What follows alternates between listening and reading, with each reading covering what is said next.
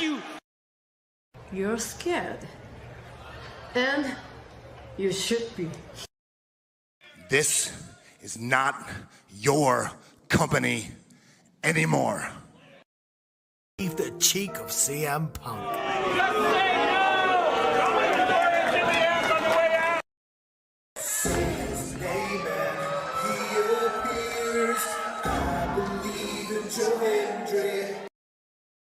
Out!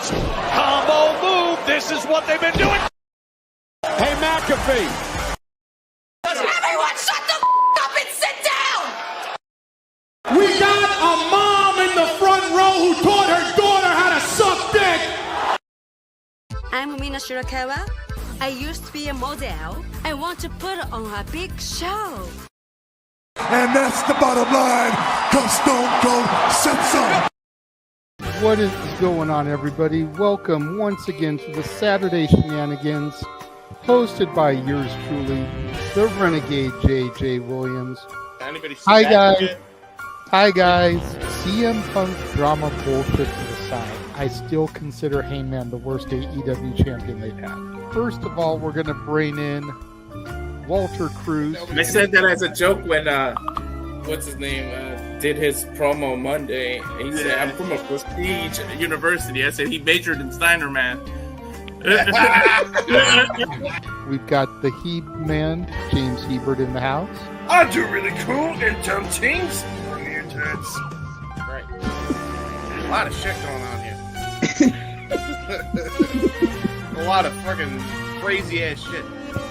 Where is Noah JD? Well, say his name and he appears, because we believe in Noah Foster. Fuck is this intro? It is one of those things where as fans we do have these desires for what we want to see, but sometimes you can't always get what you want, and there are reasons you truly don't get what you want. I wouldn't even listen to this in Grand Theft Auto San Andreas. What the fuck is this shit? God, rap is whack. Like I said, never been a greater time to be a wrestling fan, and with more companies in a more lucrative spot, in a more comfortable business spot, in a sense of mind, it seems, than ever. Again, WWE is not the only one. It is not the end-all, be-all. So let's go back to the Renegade Wrestling JJ Williams to get the official word. JJ, speak! Make sure you tune in every week, because you never know who's going to drop in to join the shenanigans. Catboy is in the house. Hello, my internet family. I say if you want to make them as evil as possible, make them really mad. We have Mansfield joining the party now. What is going on, Josh? Like I told no one when we were in Cleveland, him joining Chase U was just an unfortunate side effect of my shenanigans towards you, JJ. I know how it can get better, Noah. The panel chooses you. Shut the fuck up, Josh. He said that so like. We got the intro back. Yeah, I was gonna say. Just like how you and I had lunch together the other week. That was different. Ladies and gentlemen, the King is here. Say his name and he appears. We believe in King A-Train. There are so many believers in Joe Hendry. The only person on this panel that doesn't believe in Joe Hendry is King A-Train.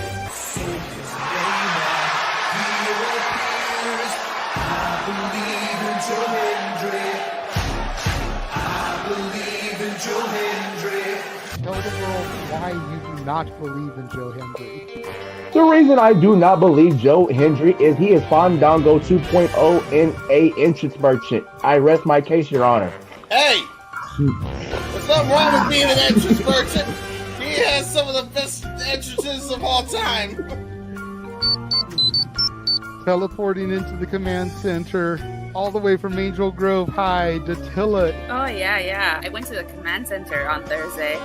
I went to Vasquez Rocks, which is where they filmed a lot of episodes. Somebody actually climbed to the very top of those rocks. I made it halfway. I was like, I'm not going up there. Definitely Toni Storm versus Mariah May. That's the one match I probably am looking forward to the most. I really like the story.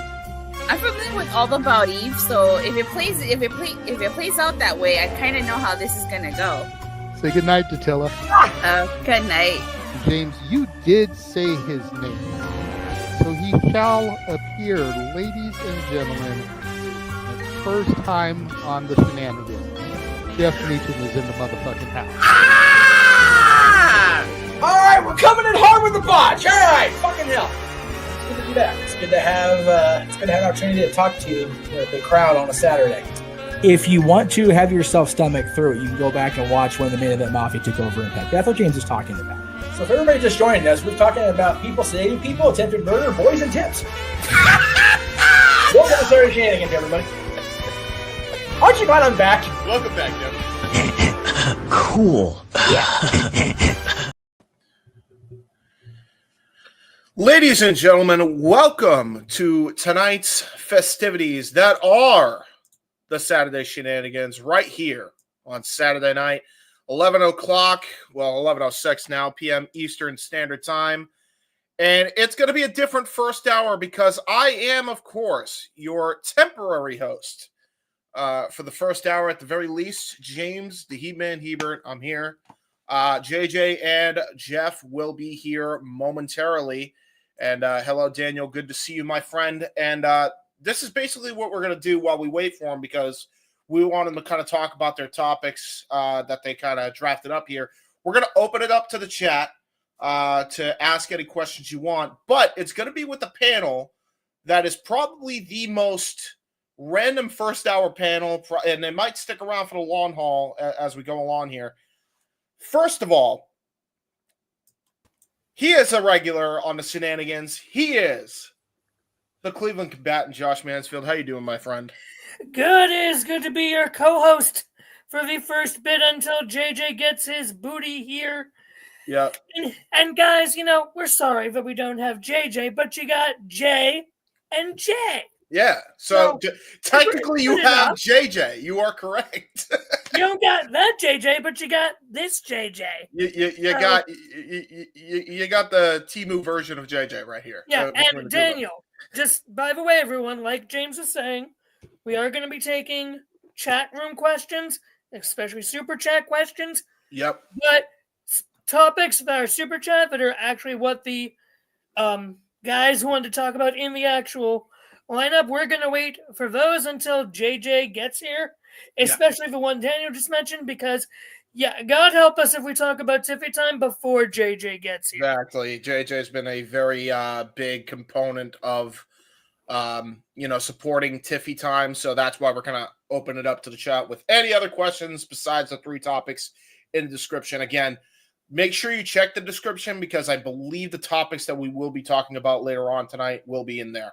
We also have a new guest, and this is somebody from my neck of the woods. I've joined his spaces a couple times, even more so lately, and hopefully many more times to come.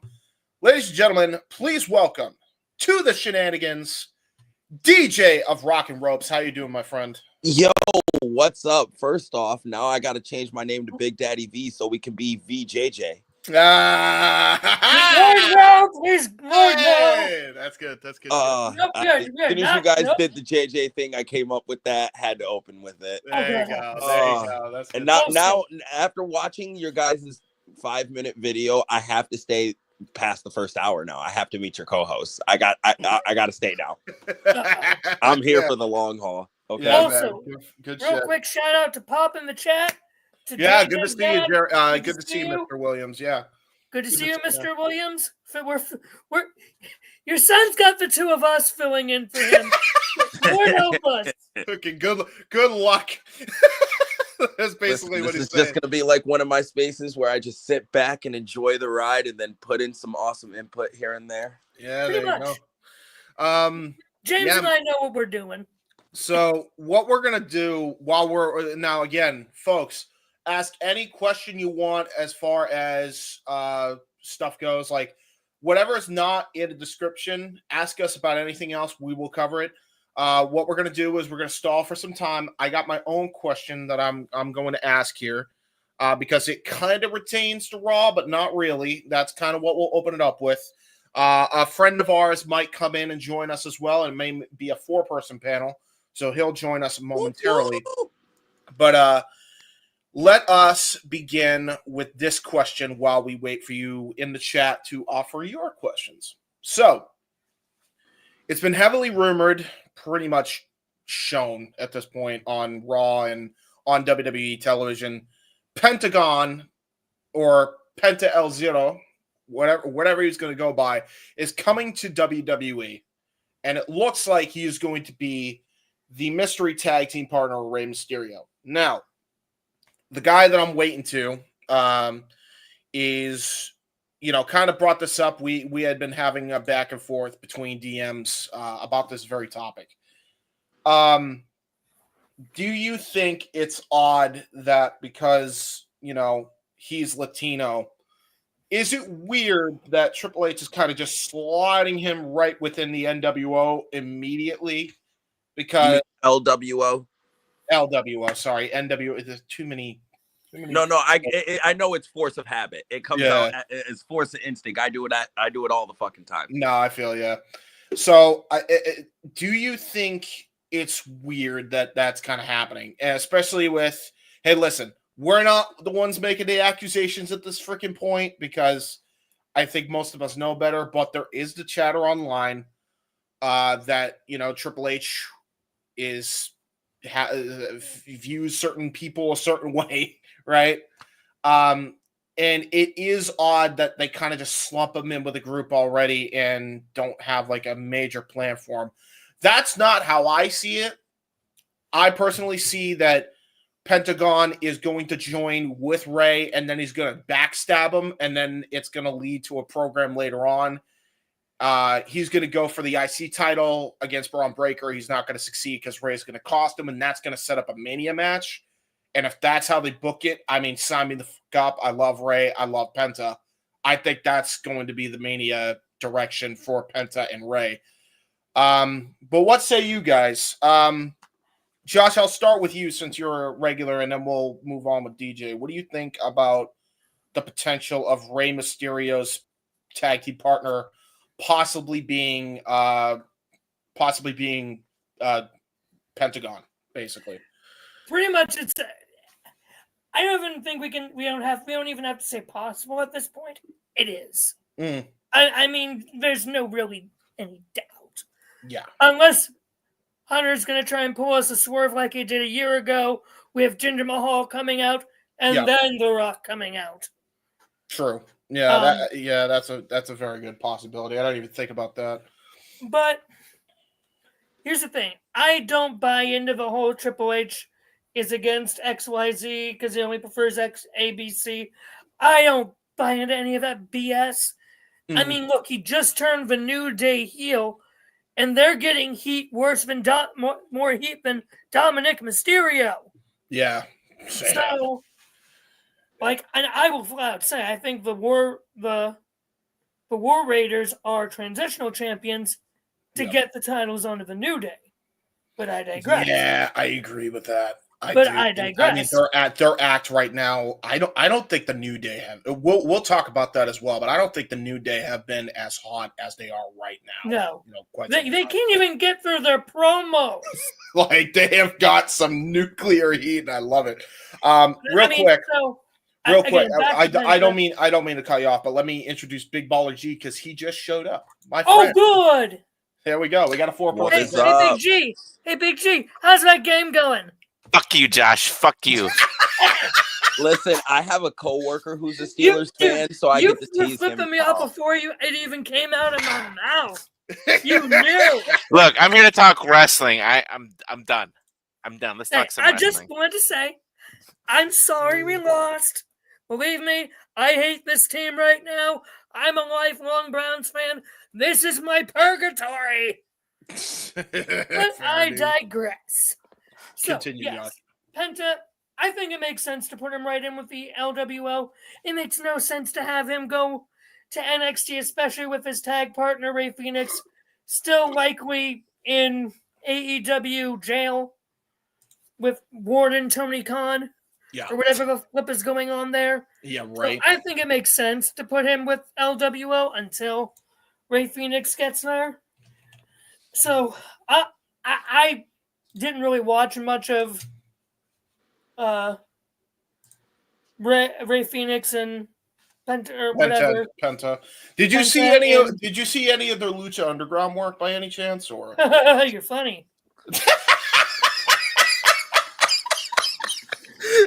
Oh my god! Wow. If you want to look up a really entertaining match from two really entertaining people, look up Chelsea Green versus Penta. Oh my god, yeah. No, that match. Chelsea Green, listen, I understand it's a guy and a girl, but Chelsea Green is one of the few people who in this industry who's willing to take every and any bump and make it look good. Yes. And Penta kept her safe that entire match, which shows how great of a fucking worker he is, because they worked a very, very hellacious match. Yeah. So DJ. Yeah. Yeah, here's the thing. If we're gonna say the name, we have to say it correctly. Chelsea Green. Don't talk about my future wife like that. I'm about to steal her from Cardona, okay? Oh, you got a death wish then. Oh, listen, I will die. That's the type of woman you want to build a house. You steal land for, you go to war for, and you give her the land when you win said war, okay? True. DJ, you're forgetting. We are the offspring of the channel that is the reason that Matt Cardona won the Intercontinental title at WrestleMania 32. So that is true. Behave. And I do not have a problem with Lucha Underground. I just never watched the dang thing. Yeah, no. That's fair. That's fair. If there's only one match, I'd say go out your way to look out of Penta. If you really want to see how good Penta is, him and Chelsea Green. Yeah, absolutely. Other than the aspect, it's male and female, and I just get over it because I love Chelsea Green so much. Now, real quick, folks, before we get too deep into the weeds of this topic here that I just kind of made up on the fly, let's bring in our statistician of the Simply Reliable Studios. It's Stat Boy Mike. How you doing, my friend? To this little guy up, you better focus on your team that you knocked off the Ducks, okay? You're one of the final four, my friend. Forget about the pros right now and focus on college. You took my team out. You took out the number one team. Now get that doggone title. Uh-oh! Yeah, that's fair. Not sorry, Yeah. Let's see what you can do against Texas. We're talking about teams here. Everybody need to listen up. We need to bolt up for a second and hold one up for them Chargers, okay? No. Wait, who are the Chargers playing? We play the Las Vegas Sissies. Get out of here with that. I was going to say, I think the Chargers are JJ's team, correct, James and Big G? I believe so. Hey, there Me you go. and JJ are going to be best friends then. There you go. Perfect. Now, no, it's all about the final game of the season. Stat Girl and I are going to be. It doesn't matter. It's for the title. It's for the title, okay? Of the playoffs. Okay, no, you said last game of the season. I thought you were talking about this week. I was like, we're in. What are you talking about? No, I'm talking about the Lions and the Vikings, brother. I gotta jump on the Vikings bandwagon this week because they deserve the number one championship. Well, okay, you do because your safety depends on it in the place where you live. Because God help you in the wrath of Stafford. Jay, save us. Listen. This is right. This is football. I gotta stick with the stick. This okay. This isn't sports. This is wrestling. I had to get my shots in. Wrestling is a sport, asshole. I know, but this is wrestling centric. You know what I mean. And I know I'll hear it from JJ later, but he knows I had to get my shots in when I can. In my defense, James, these two started it. That is true. No. You started it. I finished it. You too. Break it up. Break it up. I like pizza and wings. On camera. I do too, DJ. I do too. Speaking of that's how you just break it up. You say random things. DJ, speaking of your thoughts on the Rey Mysterio topic as I bring in our next guest, Ryan. How you doing, my friend? So with Rey and Penta, they're using Rey to give Penta kind of the rub when he's coming in because no one really knows in the overall WWE world who the fuck this guy is. Right. Like us smart marks, we have a boner because it's Penta coming to fucking WWE. That's a big deal. And it's I think Penta's gonna kind of have that Jacob Fatu effect when he shows up. Good call. He's gonna show up, do his stuff. Once he gets that Cero Miedo over, he's taking over Rey's spot. I think Rey's gonna do the whole passing of the torch thing he tried to do with Dominic that didn't work, and get it to work with Penta. Let him be the new WWE masked luchador, and then when Phoenix comes in, they're going to run that tag division. They're going to get both belts. Okay, that tag team is going to be pushed so strong, you're going to think they're the Road Warriors. Okay, 100%. Because they're everything in Triple H's vision of what a good tag team could be, and honestly, the Lucha Bros are their key to keep getting into Mexico right now. If they want to go into Mexico and start NXT Mexico or whatever, or start a Mexican circuit, stuff like that. They're already with TKO. That's the stuff they're thinking about. They're thinking about entering other markets. They're saying WWE is a global brand. Let's make it a global brand. True. Next thing you know, you're going to see WWE Abu Dhabi. Oh no! Oh Jesus Christ! Well, with that said, Ryan, you're the one that you and I were the one that kind of had this back and forth on DMs, and that's why I kind of brought the topic into question as I was waiting for the chat to kind of give us some chats for the first hour or questions for the first hour to give us. So, what say you on the topic, good sir, about Penta possibly feuding with Way or tag teaming with Way and joining the LWO? Way to throw him under the bus, Jay. Just put all the blame on. I'm not putting all the blame. I'm just saying. It's your fault. We have to talk about this shitty topic until the big guns get here. That's fair. Well, give me a moment. Okay. There you go. So I understand that no one in the WWE zeitgeist know who Penta is. Yeah. However, you can say that about AJ Styles 8 years ago. Yep. You don't need someone. Arguably, yes and no. With AJ, I believe with a lot of people in WWE did watch TNA. Yeah, I think more people. A lot of people who watch WWE also watched AEW. Not as much. Not as much, yes. Especially now that they've been doing a lot of AEW. Let's not cut each other off. The most wrestling fans, most WWE fans watch WWE. They don't watch all of professional wrestling. You're right. In that vein, or at least that's what I took from that. I will say this, okay? You do need someone to put over Penta in some capacity. Yep. But Penta's talented, very talented. You could just let Penta get over on the merit of his talent instead of lumping everyone who happens to be a luchador with Rey Mysterio at some point in Rey Mysterio's career. Yep. How many times have they had the next Rey Mysterio, put him with Rey Mysterio, and then turns out they're not the next Rey Mysterio? Yeah, exactly. That's all I'm saying. Yeah, fair point. Fair point. Otherwise. Yeah, go ahead. Sorry. Otherwise, I think Penta is an amazing talent. He's a great singles. He doesn't need to be shackled by his brother in the tag team division the rest of his career. If it makes sense for the Lucha Bros to get back together in a year, it might make sense to do that.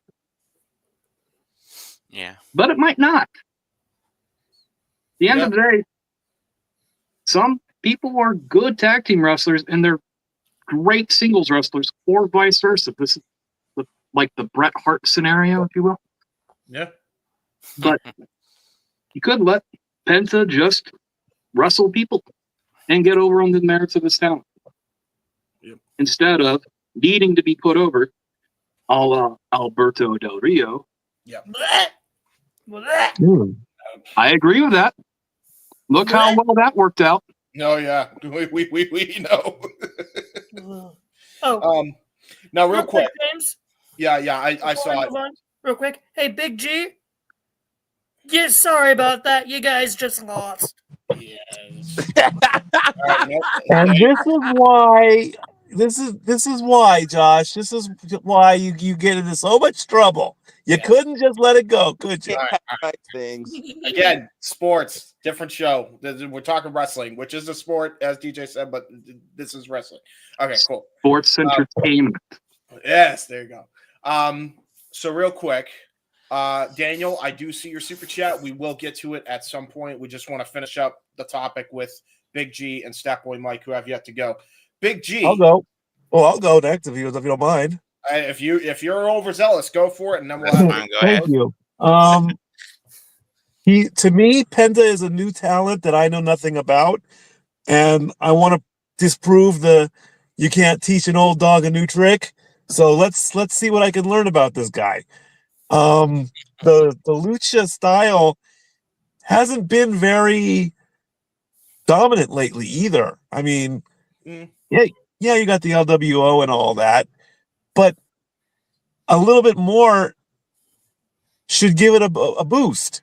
Yeah. You know, Ray can't do much. He's up there in years. Okay. The other members of the LWO, I haven't paid attention to them for a hot minute. You know, Mexico is one of the greatest markets in the wrestling world. In fact, I don't know how true it is, but I think WWE is going to be putting on a PLE down in Mexico finally. God willing. I saw something out there on the trades. I'm hoping it's true. I know I shouldn't be reporting it unless I'm backed by it. We'll say it's a rumor. That is allowed when you say it's a rumor. Go ahead. But we've been saying for years, you know, they go into Canada, bring them down to Mexico. Yeah, they went to Puerto Rico. That Puerto Rico show was freaking great. Yeah, it's off the chart. Just go a little bit further west across the ocean there and go into Mexico. It's harder. So the thing about going into Mexico, it's harder to get into Mexican markets because you have companies like CMLL and AAA where their fan base is so loyal to them. People won't go out their way to go see WWE because they're that loyal to CMLL and AAA. So, but now with signings like Penta, Rey Mysterio being back in the fold, Stephanie Vacker, Ray Phoenix coming in, they have names that people from those company know and love, and that will want to come and see. And if Mexican talent start seeing that, they'll start flooding over now in droves. Then that's even more access to the market that they want. Again, with TKO, they've shown that they're trying to expand the WWE market. They're not trying to just be like Vince and stay just in America. Yeah. Sorry. Yeah. Go ahead, Ryan. If I may rebut that, it's not that the Mexican or Latin or Hispanic fans are more loyal to AAA or CMLL. It's the fact that they just can't get into Mexico.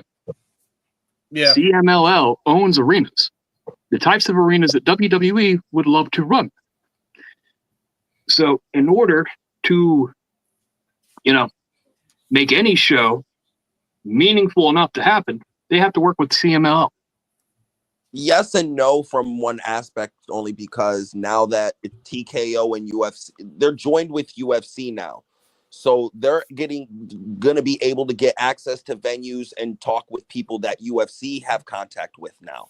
Yeah, and that WWE is in their own. To add to your point, also DJ, there is also that TNA partnership that WWE just got, and they're also partnered with AAA as of earlier last year. So, and I think AAA would want the rub off of WWE, where they can be more friendly. You know what I mean? Especially now that Tony's on the CMLL side, Conan would be more obligated and more obliged to work with the WWE and say, hey, we can get you shows and stars down here if you're trying to run live events, pay-per-views, PLEs, or even a Raw or two. It's not like they're going to take over the Mexican market, but the WWE presence down there will help increase the interest in overall wrestling and how big it's becoming.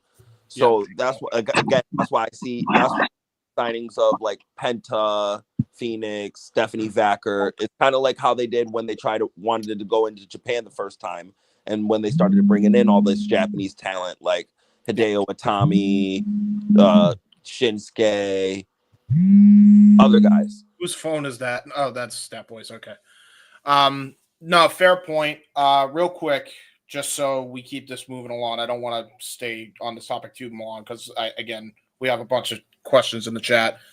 Big G, what say you, good sir? to end this topic off.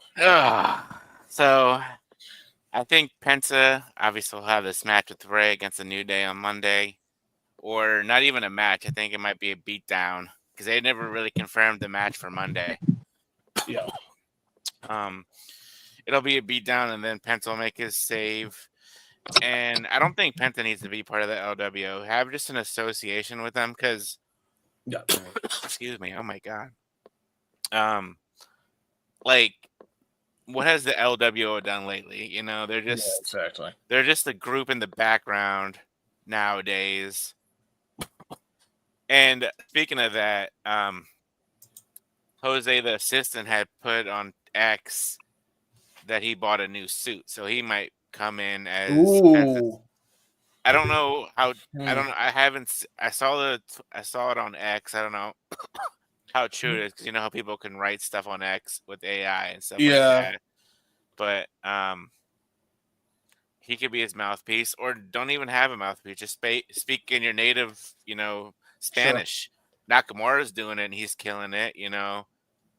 I do want to say, as great as Alex Marvez is, I always thought that Jose was a very underrated performer as far as managerial roles. Anytime they did give him a speaking role, he knocked it out of the park every time. Yeah. And I feel like he would definitely be able to showcase that a lot more. Yeah. And I like Marvez, so don't get this wrong. But like when Marvez would speak for Penta, he was very fanboyish, whereas I feel like when you have Jose speak for people in their native language and translate it very well, it's very like he comes across as a professional. You know what I mean? Like he doesn't seem like he's, just yapping and just doing a gimmick. He's really trying to get something proven, and he's really good at what he does. And he's very rarely been able to show that when he was in AEW. So if he does come in with Penta, I think that's a great way to showcase him, is by having Jose speak for him. I think that would be a great pairing. Yeah. And like, and as far as trying to think, like Penta doing his own thing for a while until Ray is able to come over from AEW, let Penta do his thing. He did great. He's done great in TNA. I know he was the world champion. I know he did his stuff in Lucha Underground. Yes. AEW, he had a little bit of a singles run while Ray was out those couple of times. Yes. And like WWE fans, who do watch AEW will know him, or who watch Impact will know him. And then you have the newer fans, and as soon as people hear him say the Zero Miedo thing, it'll click with especially in Cali. Yeah, like Cali's gonna go off. Yeah, and like people like, oh, that's the guy who does the whole, Zero Miedo thing, and it'll click with him, and I think he will get that Jacob Fatu like kind of rub when he comes in, and hopefully, with Hunter's been doing pretty good with some of these new hires or rehires. So we'll see what happens on Monday. It'll be very interesting. They need it, depending on, because I know Triple H just put out there on X, and we've seen it too with Netflix. There's no real designated time to end the show. They can end it whenever they want to because they're live on Netflix. That is true. So I would have. If they were, when they do this segment with New Day, or if they have a match, whatever the case may be, have it like going into the second hour, have that spike. So, because now you're not looking at how many how many viewers you want. Yeah, you're looking at Netflix. You're looking at subscriptions now. Yeah, true. What were you gonna say, DJ? Before we wrap this up, I saw you had your microphone unmuted, my friend. Oh no. So essentially my question was gonna be like, how do you think WWE is gonna capitalize off Penta in a better way than AEW? Like with AEW, they failed on the fact of with Penta and Phoenix, they could have merchandised with them a lot more. Mhm. Kids could have been going around with Penta masks. They didn't. You know, when WWE gets a hold of Penta, those masks will be everywhere. Oh yeah. 100%. Yeah. So like, how do you think that difference is going to help with Penta and how over he's going to get to an audience? Do you think he's going to get more over in WWE than he did in AEW? Essentially, is the question because of that. Go ahead, Ryan, and then we'll move on to the next question. Well, the real question is, does Penta own the rights to sell his mask in any capacity? That is true. Luchasaurus got sued over the use of his mask in a video game and on action figures. So, Really? That's legit? Yeah. Because of Lucha the Lucha. He didn't have the rights, the commercial rights to the mask. He bought the mask. He could use the mask, but he didn't have the commercial rights to do anything with the mask. Well, I believe Penta has those rights. Well, let's God willing and pray. But that's all I wanted to say on the mask front. Yeah, fair Otherwise, dues. I agree. Fair dues. Let's go into the super chat question real quick. I'm gonna have Josh kind of start up, and then we'll have go counterclockwise from there. Do you guys think? What do you guys think about the Royal Rumble in 2026 being in Saudi Arabia? So, firstly, we will go to Josh. Well, there you go. Really? You're ruining our Royal Rumble night parties. Like, WrestleMania parties are fun, yeah, but Royal Rumble night parties are the fucking best. Like, come on. They are fun. Well, I mean, Unless- you'll have a Royal Rumble party in the afternoon, though. No, doesn't work like that. No. It has to be at night. I'm not gonna drink in the afternoon watching wrestling. No. Like, come on. You do it when you watch the Browns lose. So I was about to say, wait, you're a responsible drinker when wait, how does that work? Fuck you, Big G. Great comeback. Just when you don't got it, fuck you, Big G. There you go. Yeah, Well, at least you said "let fuck you." I mean, there you go. But here's the thing, too. The thing that has me iffy is, on one hand, this is going to be absolutely great, but also I am worried for the women. Because I believe that this is going to be the first 2-night Royal Rumble as well. Yeah. So the women will main event probably night 1, men will main event WrestleMania or Royal Rumble night 2. Charles, for the love of God, do not put that out there. No. No, Charles, that's a bad Charles. Yeah. Do not put WrestleMania out there going to Saudi Arabia. No. No. Yeah. Like, on one hand, it's going to be absolutely amazing to see 30 women Royal Rumble match in Saudi Arabia. But at the same time, are they going to be able to do everything that they should be able to? Because it's Saudi Arabia. I think they're. I'll put it this way.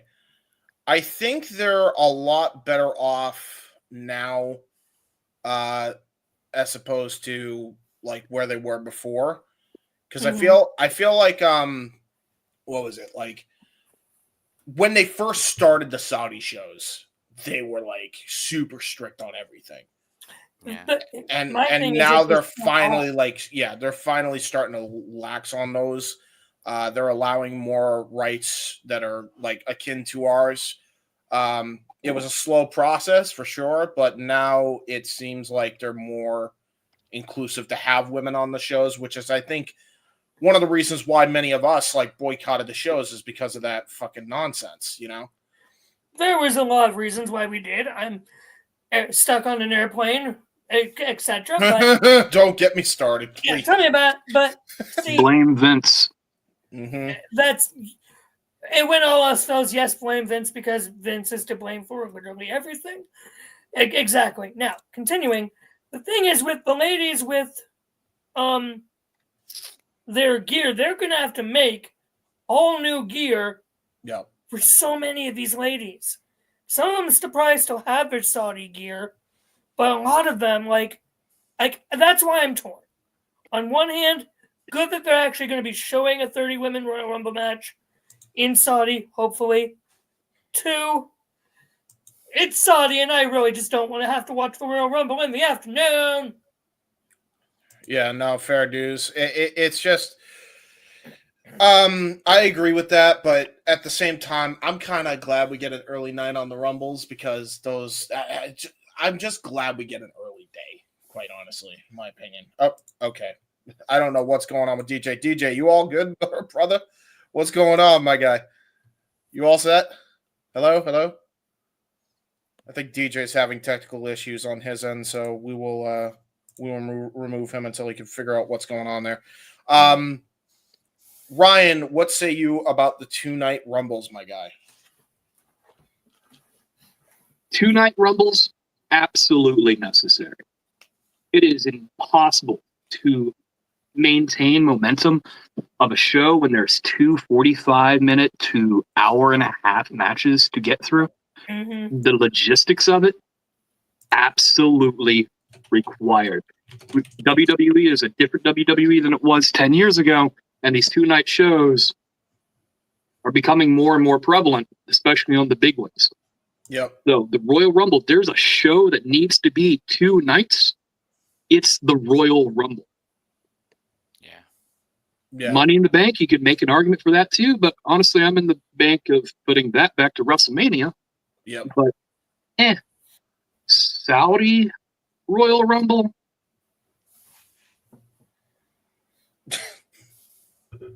I'm gonna be honest with you. It's a great step forward for women's wrestling overall in a place where they used to have no rights whatsoever. Yeah. So I don't see that as a bad thing. People are going to get paid. Those suits are going to get made. All their little bells and whistles that they have to wear now because it is Saudi. Yep. But seamstresses will make a killing during this period of time. Big time. No doubt. So it creates jobs in that regard. Mm. So that's my opinion on it. Real quick before we get to Big G, DJ, you all set now? DJ? Hello? Hopefully I'm back. You are, but you sound like you're faint. Do you guys hear me or no? We hear you enough. I'll just turn you up. Yeah, I'll just turn you up, my guy. No worries. All right, there we go. My headphones randomly synced. All right, cool beans. All right, I'm back. Sorry about that. Fucking technology. Yeah, right. I feel that. Big G, what say you on the 2-night Royal Rumble? Well, I mean, yeah, it'd be helpful. That way, each Rumble gets the attention that it needs, and that I've heard things going around. I mean, SummerSlam this year is going to 2 nights. I think the Big 4, maybe not Survivor Series, but definitely the Rumble and WrestleMania. What else? Oh, and SummerSlam. I'm not really worried about Survivor Series being 2 nights because it's just, and unless they continue on with the War Games, then yeah.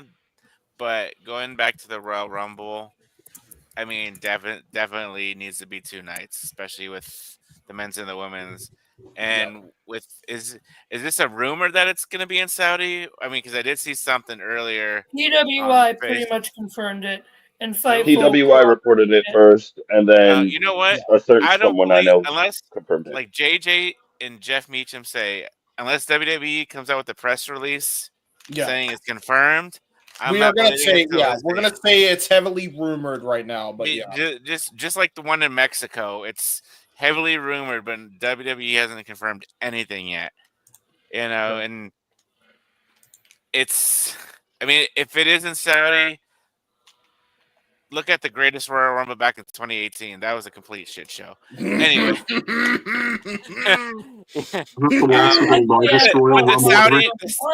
the Saudi shows have gotten better over the years since then. Oh wait, it's not even close, Chief.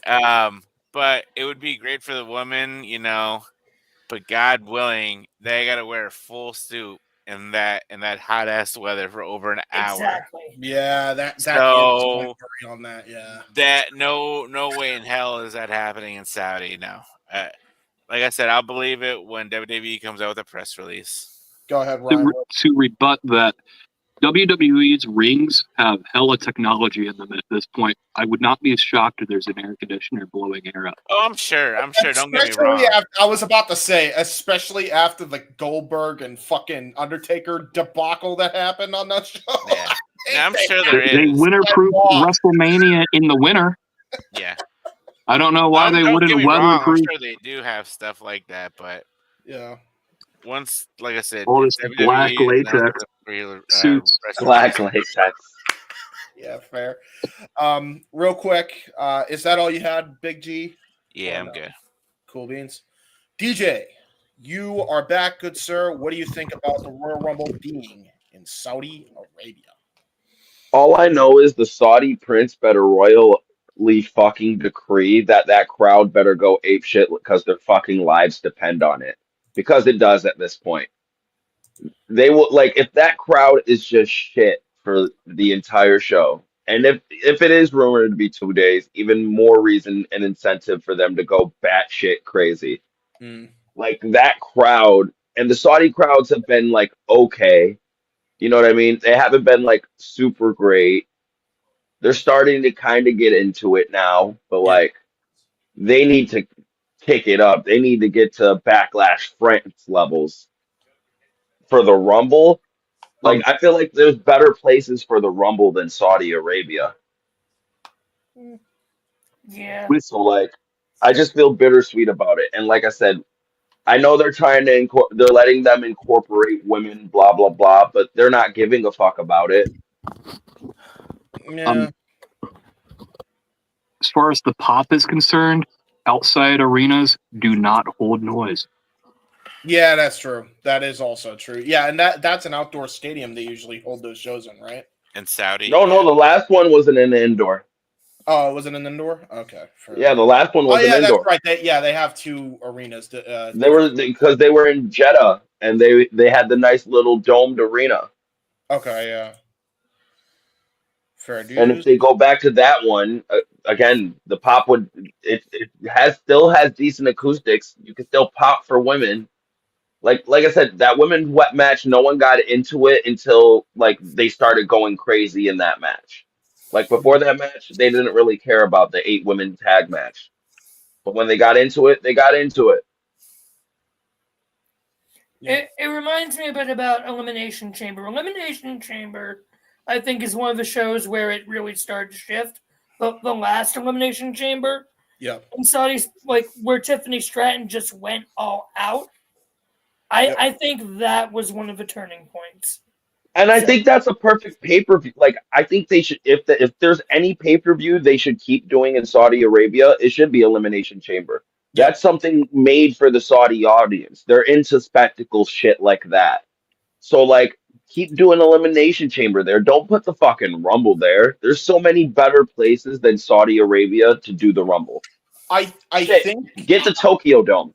I think the reason though that they do it here is because of the historical significance of doing a 30 women Rumble to main event one of the nights in Saudi Arabia. I think it's more of a political reason that, hey, we're shifting the tides here. Yeah, no, because Saudi Arabia needs the PR. Yeah. Oh, no doubt. I mean, they've needed the PR for a while now.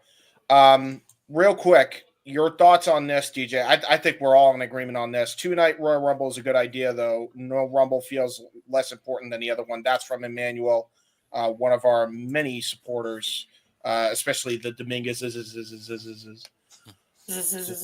So, what do you think about that, DJ? Do you agree with Emmanuel's statement there? Yes and no to an aspect. I agree that it would add more of it would make the women's Royal Rumble more of a spectacle, other than they're just having it because the men are having it. It would feel like its own event now. It's having its own night. You know what I mean? Yeah. And I feel like it's kind of a testing ground to see if they can back out another all females pay-per-view type thing. All right, if we have these women main event the show, let's see how much interest all of them get. If they all can get interest, you can definitely get an all women's pay-per-view out of them again. I was going to say, their women's division is actually kicking ass right now on all brands. Especially with the NXT women, they can definitely put on an all women's pay per view now with the talent they have currently in WWE. They have the best women talent that they ever had. Yeah. So, like, I'm more looking. The reason I say no, though, like where I'm saying yes and no, just because I don't think Saudi, again, if you're debuting that in Saudi Arabia, I don't think that's the place to do it. Well, you know what I mean? The women don't have the respect off rip. They have to go out there and earn it. And that's not what wrestling should be about. You know what I mean? Well, okay. So the only issue with that, and then I'll let Big G go and Ryan go because I think they wanted to speak on it as well, is if you remember the first Saudi show when they aired that promo and there was a loud reaction when Carmella showed up basically the way she did on that preview package. Like that, she got a loud reaction in Saudi. So I don't know if it's going to be necessarily as rough this time. I think they were already ready then. The general public of Saudi, not necessarily the political structure over there. I'm saying the people there, I think, are more ready for a 30 women rumble now than they were, and even when they were cheering for Carmella then. But I think they were ready even then. Just now, all the pieces have aligned to where maybe this is the right move to go with. Listen, just don't be surprised if we see some unknown Saudi superstar in the women's Royal Rumble. Hey, listen, we got Mansoor out of the deal, and he's a great wrestler. It's going to be Deja Akhti jumping in from the top rope, clotheslining Michelle McCool. Yeah, probably. Hey, don't you go after Michelle McCool. Yeah, no. Yeah, now, but here's the thing, James. You mentioned the Carmella thing in the video package on that first Crown Jewel. If you remember correctly, WWE was forced to apologize. Yeah, I know. For having her in her normal outfit. In her normal outfit. Again, that's why the guys like her. They're like, ooh, the stripper's coming out. Yeah, that's probably fair. And remember, the main reason we got Evolution pay-per-view was because at the first few Crown Jewels there couldn't be a women's match. It wasn't until who was it? Natalya and Lacey Evans. Oh my god. Were the first two.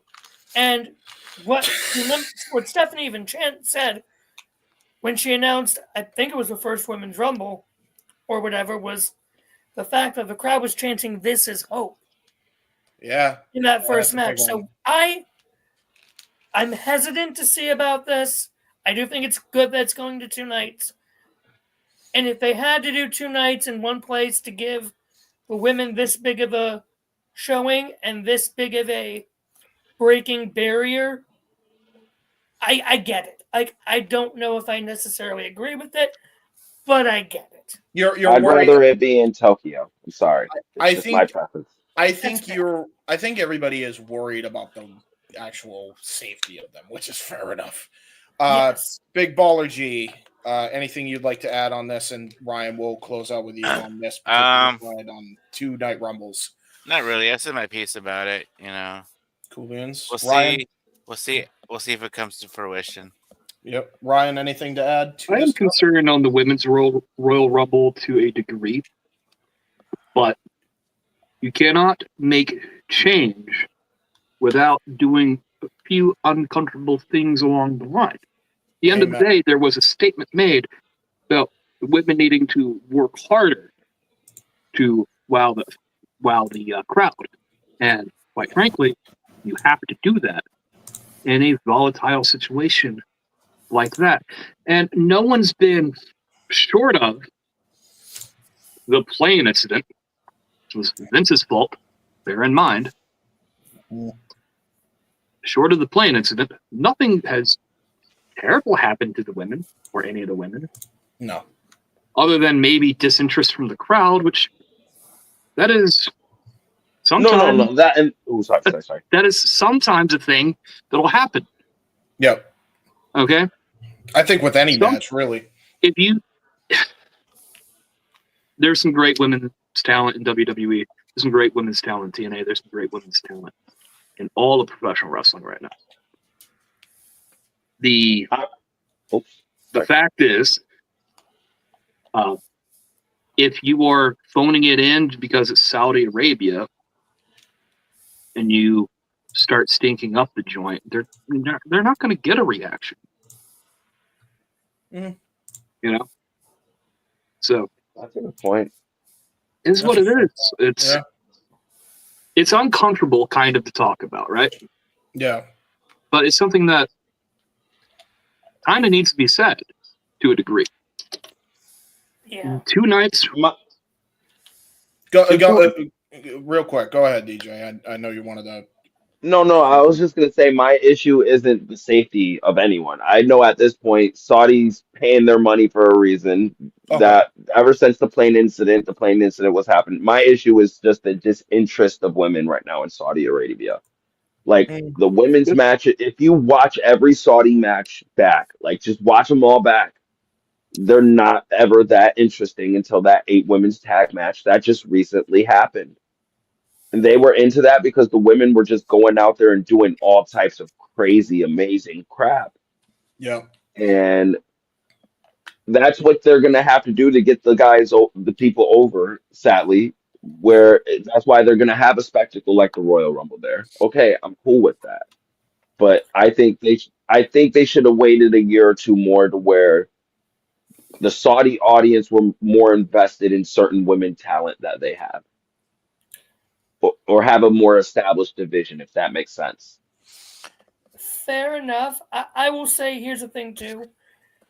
The Saudi show matches in general all really sucked until Triple H took over. Yep. I rest my case. I will. I'll give you that because he has been a component for women's wrestling for God knows how long now. So that. And as you rest your case, I'll tuck it in with a blanket and kiss it goodnight. Funny. Speaking of, we've been keeping these questions held off. These are 2 questions submitted. Another one by Daniel here. Do you guys have, speaking of on topic with the Royal Rumble, we'll kind of free flow this and just have a natural conversation. If somebody wants to kind of interject, raise your hand. If I don't know how DJ can because he's off camera, but you get what I mean. If you want to interject, go ahead, DJ, and say it in the private chat. Question prediction on the surprise entrance for February 1st Royal Rumble for both the men and the women. Who do we think? I'll go. Oh, G, do you want to go first? Yeah, let me go first. Yeah. Let me go, man. All right, so obviously the women's, I'm gonna say Jordynne Grace again. Yeah, definitely Jordynne Grace. I know her contract's coming up with TNA here pretty soon. If not, trying to think. I'm sure we'll have our Hall of Famers show up, legends like Trish and Lita and people like that. But the main one, Jordynne Grace, I can think of. Men's, everybody's thinking Joe Hendry at this point. Well, you said his name, so I got to play it.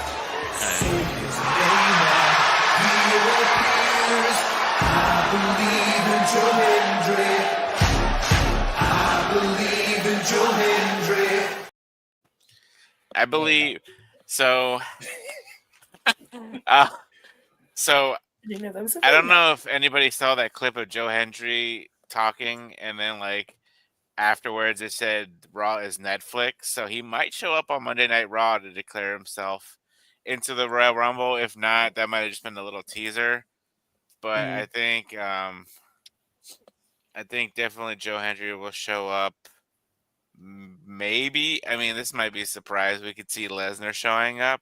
It's been a hot minute.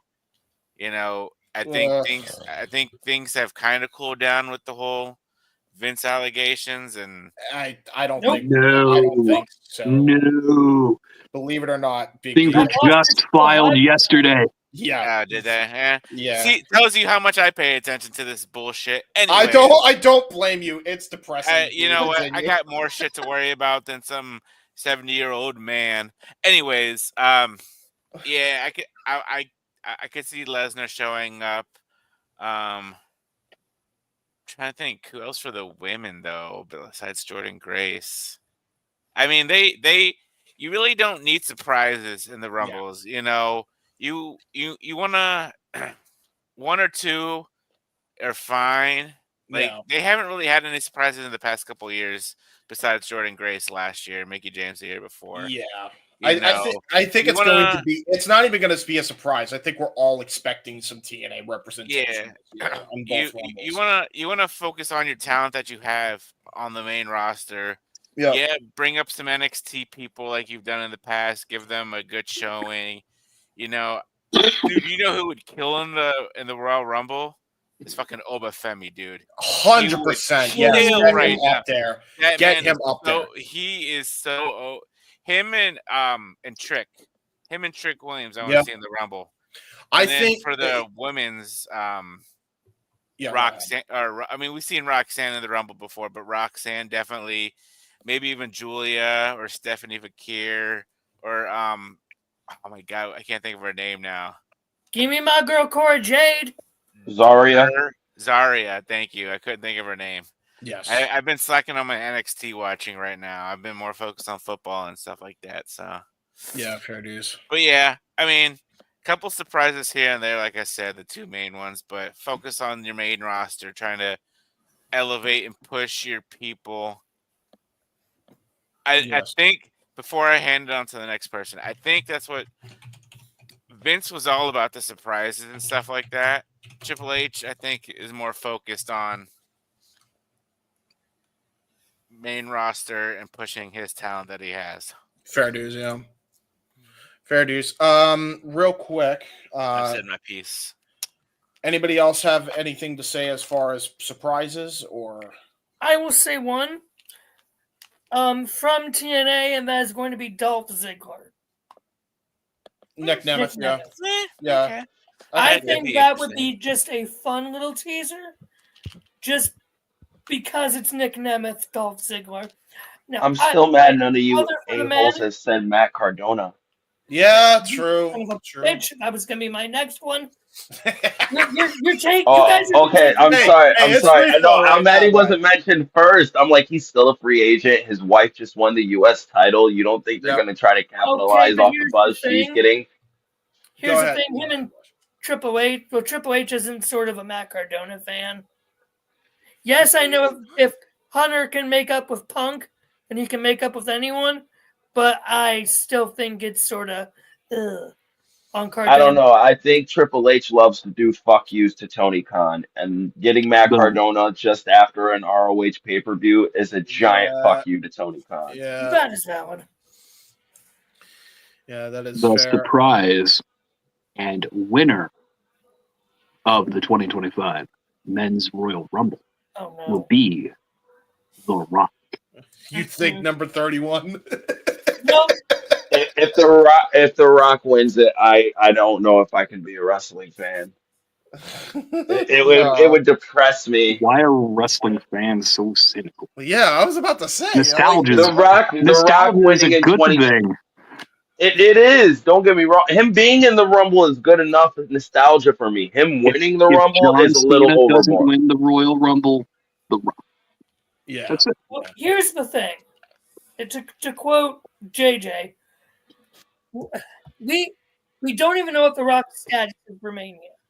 Yeah. He said there are 2 WrestleMania cards, one with the Rock, one without the Rock, and until there is a 100% firm, absolute, we know, yes or no, we're going either or. Right now, they're going forward.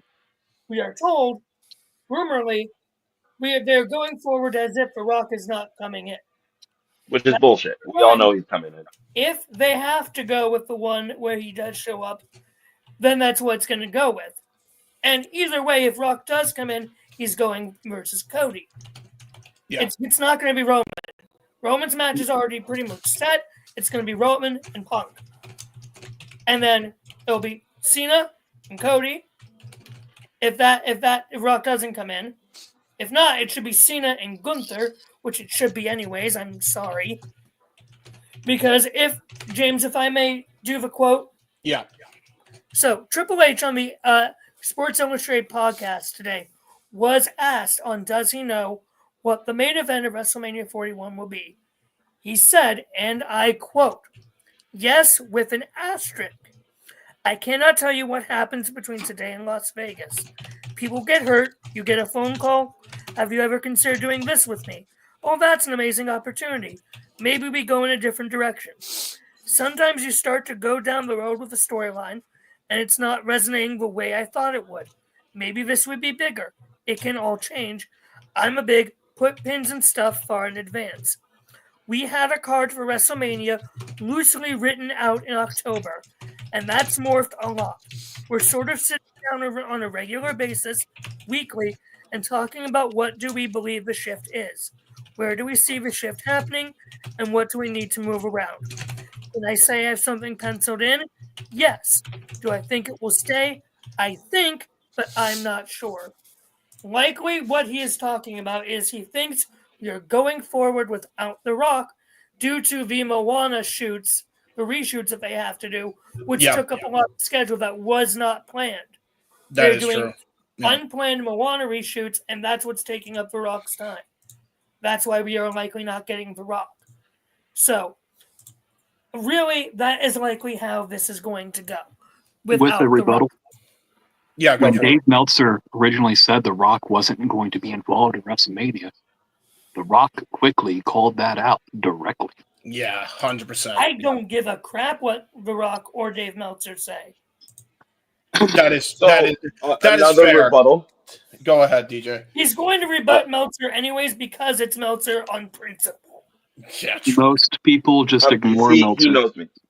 Yeah. At least you know me. No, but what I'm gonna say about The Rock is even with the Moana reshoots, a lot of people start forgetting he's a member on the board of TKO. That if that doesn't show, if you're a board member somewhere, usually that business is a priority, especially with WWE kind of being his home. So I Meltzer think has like the $50 whole million in shares in that company. So to think he didn't take time out of his busy life to make time for WrestleMania this year and WWE, you're out your mind. There's no way Dwayne and his conceited ego isn't going to try to suck up as much as that WrestleMania over and high as he can, while he can, because he knows his time is limited. It's not like he can wrestle forever or be involved in wrestling forever in this capacity. So it's now or never. He can always shoot fucking movies. He can shoot movies the rest of his life. There's CGI for a reason. There are stunt doubles for a reason. He don't got much long for wrestling. Here's the thing, though. He's under contract for Moana, this live action one that they're doing now. So he is contractually obligated to be at those reshoots. That's the thing. And yes, I get it. He's on the board for TKO. But again, The Rock isn't just going to flake out of a contractually obligated. And this is coming from The Rock this time, and not just Meltzer. Yeah. So I get what you're saying. I'm more cognizant to believe Triple H and where he is leaning. Yeah. That is his own words on a non-kayfabe podcast, on a break the fourth wall podcast. So okay, fair dues. Well, there you go. G, what do you think about what do you think about The Rock potentially showing up real quick, and then we'll move on to the next question here. Oh, I mean, we've talked about this till we're blue in the face. We'll know Monday. We'll know Monday if he shows up. I know he's got the Golden Globes tomorrow. Yeah. And I mean, he's gotta be involved on Monday. And if he isn't there on Monday, then potentially he could show up at the Rumble. Yep. you know, I'm still eating crow. I told everybody last year that The Rock wasn't going to show up and do anything at WrestleMania 40. I was completely wrong. So I'm going to say I'm going to believe it when I see it. It's if you want this bloodline feud to end, because we can't wait for another year for Rock versus Roman either. Rock. I mean, they're both getting up there in age, but Rock's a little bit older than Roman is, and Rock wants to. He's on the board of directors for TKO, so he can do whatever the hell he freaking wants to. He could say last minute, "I'm showing up at WrestleMania." All right, here we go. So I could see him being these only 2 matches that he has, which will make it less of a risk for him to do it, even though Hollywood would be pissed. I don't think he gives a shit. I think he has that much stroke now that it don't matter. He can have contracts with any movie company he wants. I don't think it matters. I think he goes in, and we're going to see Monday, but I think he'll come in, cost Roman the Ulafala, and I think he'll take it for himself from Solo. And then that's going to lead to his match at the Rumble where Roman costs him. And then I could see him having that match finally with The Rock. I saw a Reddit scenario real quick, that Solo wins on Monday and The Rock comes out, and then Solo takes it with Ulafala, but instead of him taking it and putting it on, he walks up to the aisle to the ramp and puts it on The Rock. Yeah, I could see it. Because you got to think about it. The Rock is behind this bloodline. Gotta be, right? Yeah. He's got to be.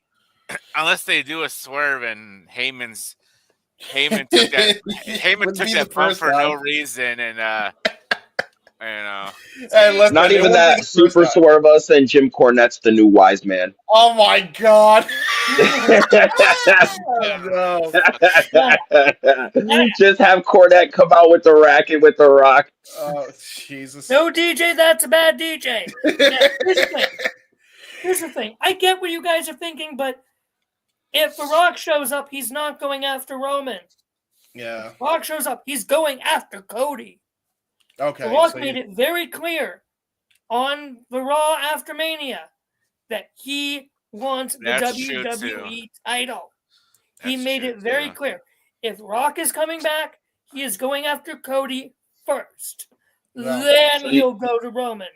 So you're saying he counted the 3 at Cody when he came back for that small stint? What was that pay-per-view where Cody and Roman teamed up? Bad Blood.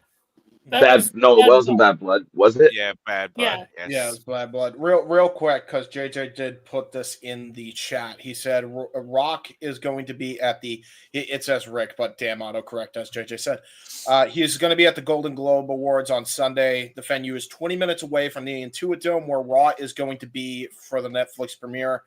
I'm 99.9% positive that he's going to be there on Raw. I mean, we'll see, but either way. Yeah. Rock's storyline is not going to be with the Bloodline. The Bloodline storyline going into WrestleMania will be Roman versus Punk, because if that's already got the reaction, that's true. Got the storyline with the wise man, Paul Heyman. What is the favor he owes Punk? And the story for Solo is after he loses, because he is going to lose to Roman, you are not going to have Roman Reigns be pinned on his first televised match on Raw in how many flipping years? That's a good point. I didn't even realize what you were going to do. No, I agree. Roman is going to win, like he should, and then you will have Jacob Fatu betray Solo and go, "I hate you, Solo," and that'll be the Bloodline match at Mania: Solo versus Jacob Fatu. Yeah, and then if Rock is there, real quick, hold on. I don't mean to cut you. Cena and Cody. I don't mean to cut you off, Josh. Ryan, you wanted to say something on this? Oh no, I'm just doing a bit. Oh, you're doing the prayer. This is happening Monday, Charles. They moved it up to Raw because the main event for Plunkett for his match at Mania is now Roman. That's why we're getting the Rollins match now. Man, I mean, you know what? They- I could see it. I could see it. They are deliberately putting pay-per-view quality matches on this first episode of Netflix that seemingly are the ending threads of their respective storylines. I think WrestleMania is a clean slate, guys. Yeah, true. We don't even know. Until the end of Raw, anything's up in the air. Yep. Yeah. And even then, who knows what the Royal Rumble will bring. So, that's what That's a good point. Real quick, we're gonna make this the last question, at least for the first part of the show, and then we'll kind of free flow it. Anybody can talk over each other. Don't talk over each other, but anybody can talk. It's fine. You don't need to raise your hand. Actually, this is a good question. Do you all think Roxanne is losing the belt at New Year's Evil? Remind me again who she's facing, because I didn't watch NXT. Julia. Yeah. Oh, hell yeah. Yeah, I think so too. Hell yeah. Well, I mean, didn't Roxanne beat Julia the first time around, right? Due to interference. Yeah, that was when Cora interfered. Yeah, when Cora came back. Yeah, I could see it. Because I can see Roxanne coming up to the main roster here pretty soon. Yeah, I think it's long overdue at this point. Unless they want to try to do something with her and Cora Jade where they try to rehab that team, but I just don't think it's needed. No. But I have no comment. I don't watch NXT. that is fair. The women's division is so freaking good. It is the one bright spot. Yeah, I was going to say the women's division in NXT is the only reason to watch NXT. I love their women's division. That's literally the only reason to watch. I wish they booked the men's division better than they do. Or they need better men's talent with the women. But I'm ready for Obafemi to dominate NXT. Yeah, Then true. go to the main roster. The clips I've seen of Obafemi. They're Next really year good. at WrestleMania, I need Obafemi versus Gunther. Yeah, Obafemi and Gunther is a dream match, and Oh I my didn't even God. expect it to be a dream match. That's how far that dude has come. Like, he is. See, I wish I had my fucking co-host here. Ropes has a hard-on for Obafemi. Oh yeah, Rhodes likes Obafemi. Who Yeah, fucking doesn't? dude, he's great. He's really good. Him and I really wish they gave him the Keith Lee treatment to where he had the North American and the world title, not the world title, but the NXT championship, and was just a double champ running all of NXT. It would make him so much more of a monster. Didn't Him Keith losing Lee that belt to vacate Tony the North D'Angelo? American title right after? He didn't really have a run with the titles. Yeah, he was a double champ or something like No, that. he got called up right after. But still, that would even mean more if Obafemi had the run with the titles. Instead of losing to a fake mobster with a Vince gimmick from the 1992 era. Yeah, Julia, Stephanie Vacure, and Roxanne says JJ are all main roster bound at the draft. The problem with that is I feel like you need at least one of those women. I mean, maybe Zarya could be, I guess, that woman, but I feel like there's so much there in that women's division that you kind of need to build off that. I'll be honest with you. I genuinely think the four women that are your go-tos going forward, I think are Lola Vice, Julia, Zarya, and Stephanie. I think those are your new four horsewomen nowadays NXT. I think you need to build those women. I think there needs to be a four-way between those four sooner rather than later, in my opinion. And then would you say the intermediate would be Roxanne, Cora, Lyra Valkyria, and why am I blanking on who the fourth would be? You get where I'm going with it, though, right? Yeah. Well, here's the thing. Their women's division is stacked, like, to the gills, too, because we're not even talking about Lola Vice or Sol Ruka. Yeah, Sol Ruka. Sol Ruka, yes. Yeah, Sol Gosh. Ruka. Like, there's a lot of women there.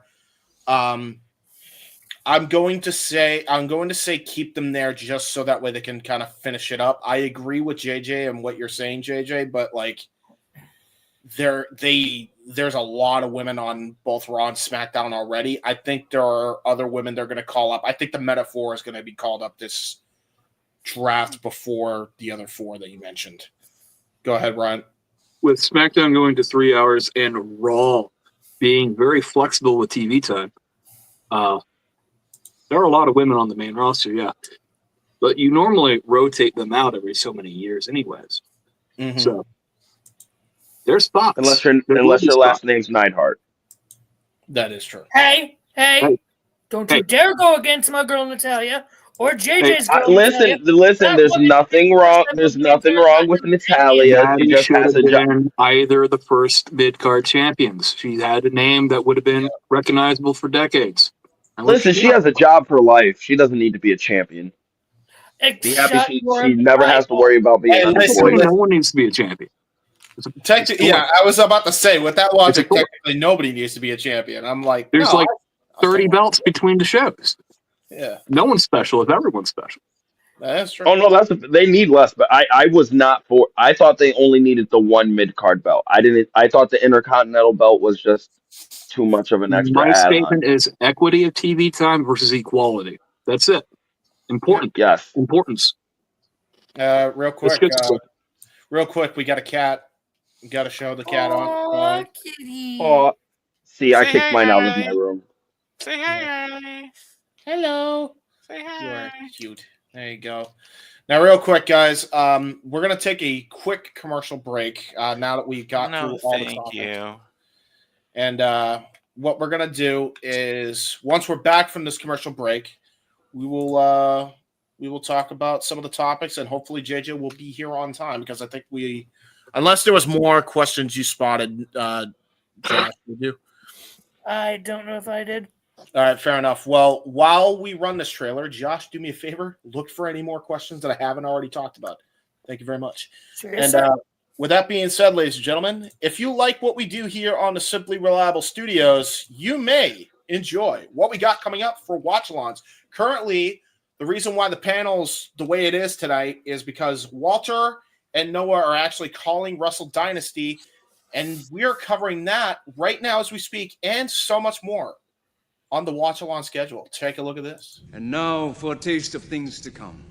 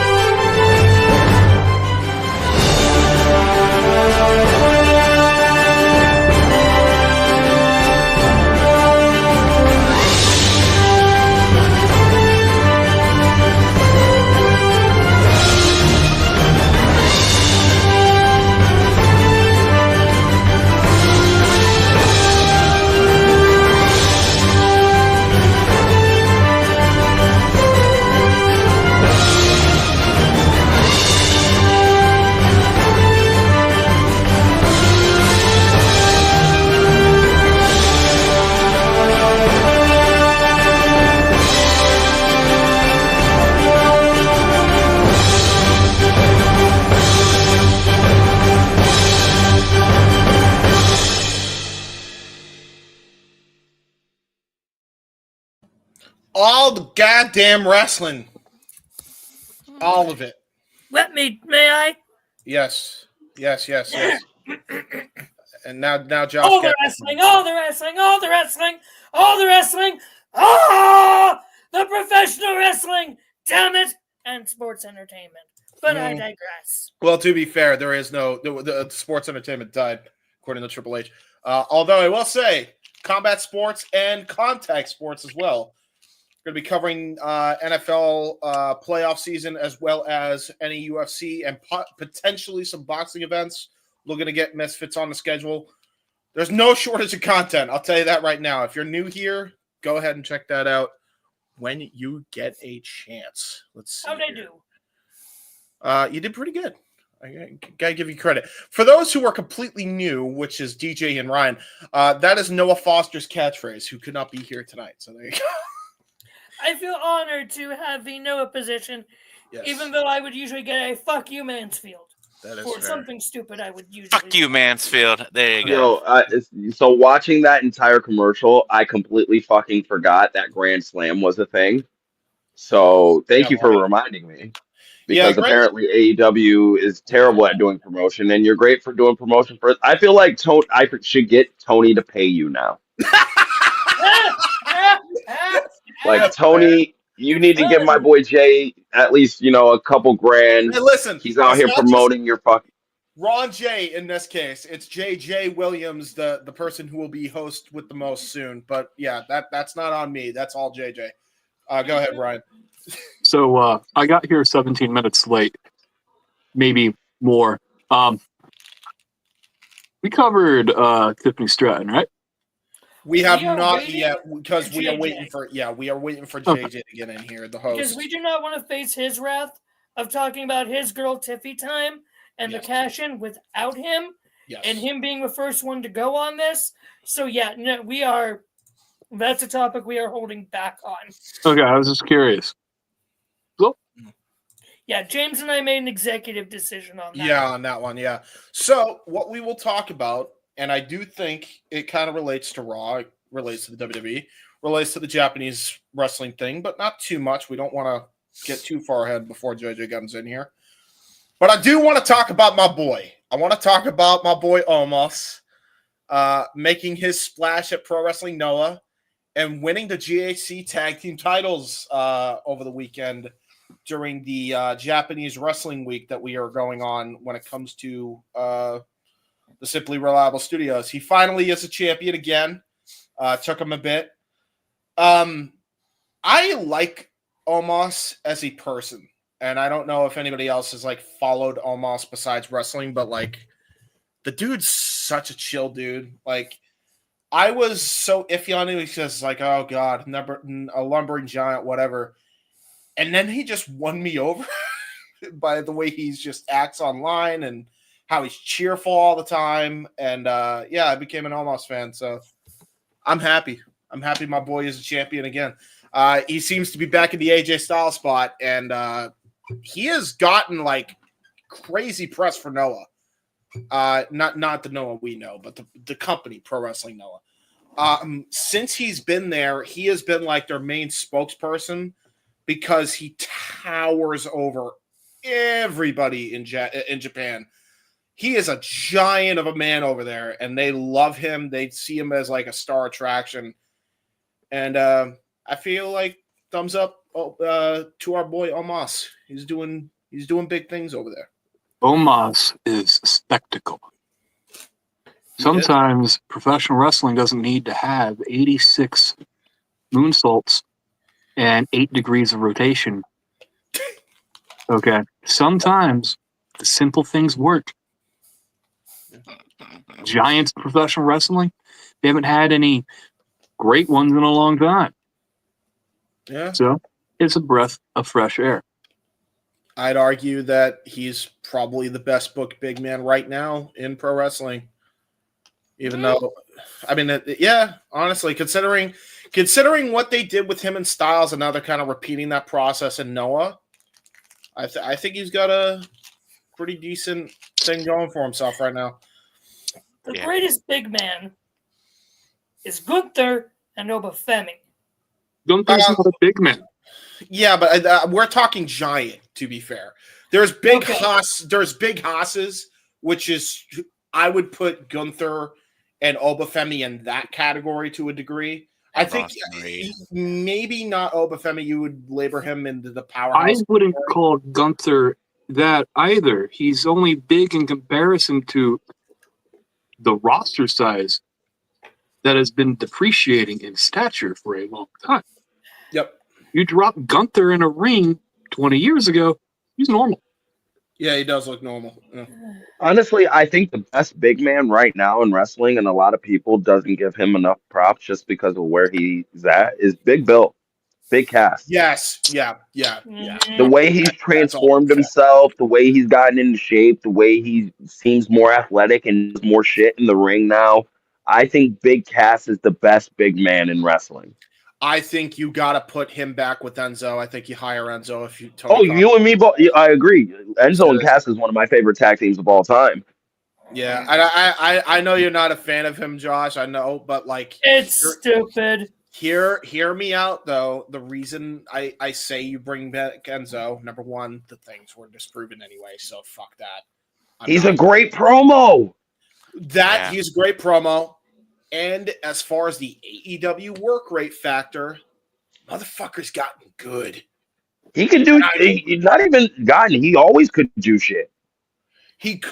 Yes, but he was not ring savvy when he first started in WWE. I think we all. He wasn't very ring savvy. He said he could do things he couldn't do. He got hurt. Other people got punished for him getting hurt. Yes. Nowadays, not the case. It's like 180 degrees from where he was after he had gotten booted from WWE. Like, he went to MLW, he went to other places in the Indies, and he is like a night and day difference performer in ring. He got humbled. He realized he got humbled, and he took that, and he actually ran with it, and he really improved himself. I think you ought to give him another chance. I'm with you. I would. Oh, you mean Big Bill? I thought you meant No, you meant Enzo. I thought you meant Big Bill. No, I mean both of them. Package deal. Yeah. The only thing Big Bill can't do is talk. Enzo can do that for him. Absolutely. Enzo can talk his ass off. I don't give a fuck what anyone has to say about Enzo. Enzo Amore was one of the greatest promos to ever walk through that fucking company. If Enzo whatever he annoyed said the got you crap out interested. of you, it means it was working. Yeah. Like, that guy knew how to get heat. Pay-per-view. So, no. He was just he had the Tully Anderson, not Tully Anderson, the Tully Blanchard fucking attitude. Like, if Tully Blanchard was now around in the modern wrestling society now, like he was in his prime, Tully Blanchard would not be in the fucking business. No one would like Tully. Okay. He tried to come back to the business and he got fucking booted for his mentality too. So like no one who worked with Tully liked Tully. Yeah. Like, there are a shit ton of stories of people just shit talking about Tully Blanchard and how much of a dick he was. Well, that's what I'm saying. You like, kind of have to be a dick to be successful in that era of professional wrestling. But no. I was just gonna say that Tully was but in terms of being that personality or being that guy in Tully's prime, Tully was that motherfucking guy. And I think the same thing about Enzo. Enzo might have been a prick to people, but guess what? He was a prick who knew how to make money with his mouth. True. And not in the fellatio type of way. As far as professional wrestling is concerned, your ability to sell yourself matters more than your ability in the ring. And Enzo has that in spades. As being a big Enzo fan, yeah. If Enzo would have told WWE what was going down and not lied about it, I agree. I disagree. Vince would have still fired him. He would have been what was going on. Well, I don't know. Like I said, now he would have become world champion because let's be real, Vince does weird things. I was gonna say, knowing what we know now about Vince, I don't know if he would have fired him. Yeah, I think the public pressure got to him. Ended or something like that. But Go ahead, Josh. Here's the thing. Enzo's issues weren't just that. The man, they literally brought back Wrestler's Court because of Enzo. Seth Rollins literally brought back Wrestler's Court against Enzo because of his bullshit. Yeah, but who gives a shit? And he got tossed off the tour bus. So I don't care for the guy. I understand that, but Wrestler's Court was a bad thing. Yeah. So did the Miz though. If we're going by that process, that means we should all hate the Miz forever because the Miz got thrown out the fucking locker room multiple If times. certain tragedies did not occur in professional wrestling, the Miz would have not lasted as long as he has. Mm-hmm. Okay, two different scenarios in there. Miz did not deserve it. Enzo did. I disagree. The Miz definitely fucking deserved it. Who's the judge I love in the scenario? Why did Miz deserve not deserve it? Why did Enzo did deserve it? We weren't there. I can't believe we're having a debate about the chicken fucking bag incident. Yes, I yes, love we are. this show. Yes, this is the rabbit hole we've gone down from talking about almost winning a Japanese. Listen, tag this is what happens when you have DJ from Rock and Ropes on your show. That is okay? true. That is true. And Ryan is a case in and of itself.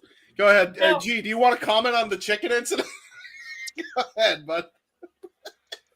What chicken incident? What?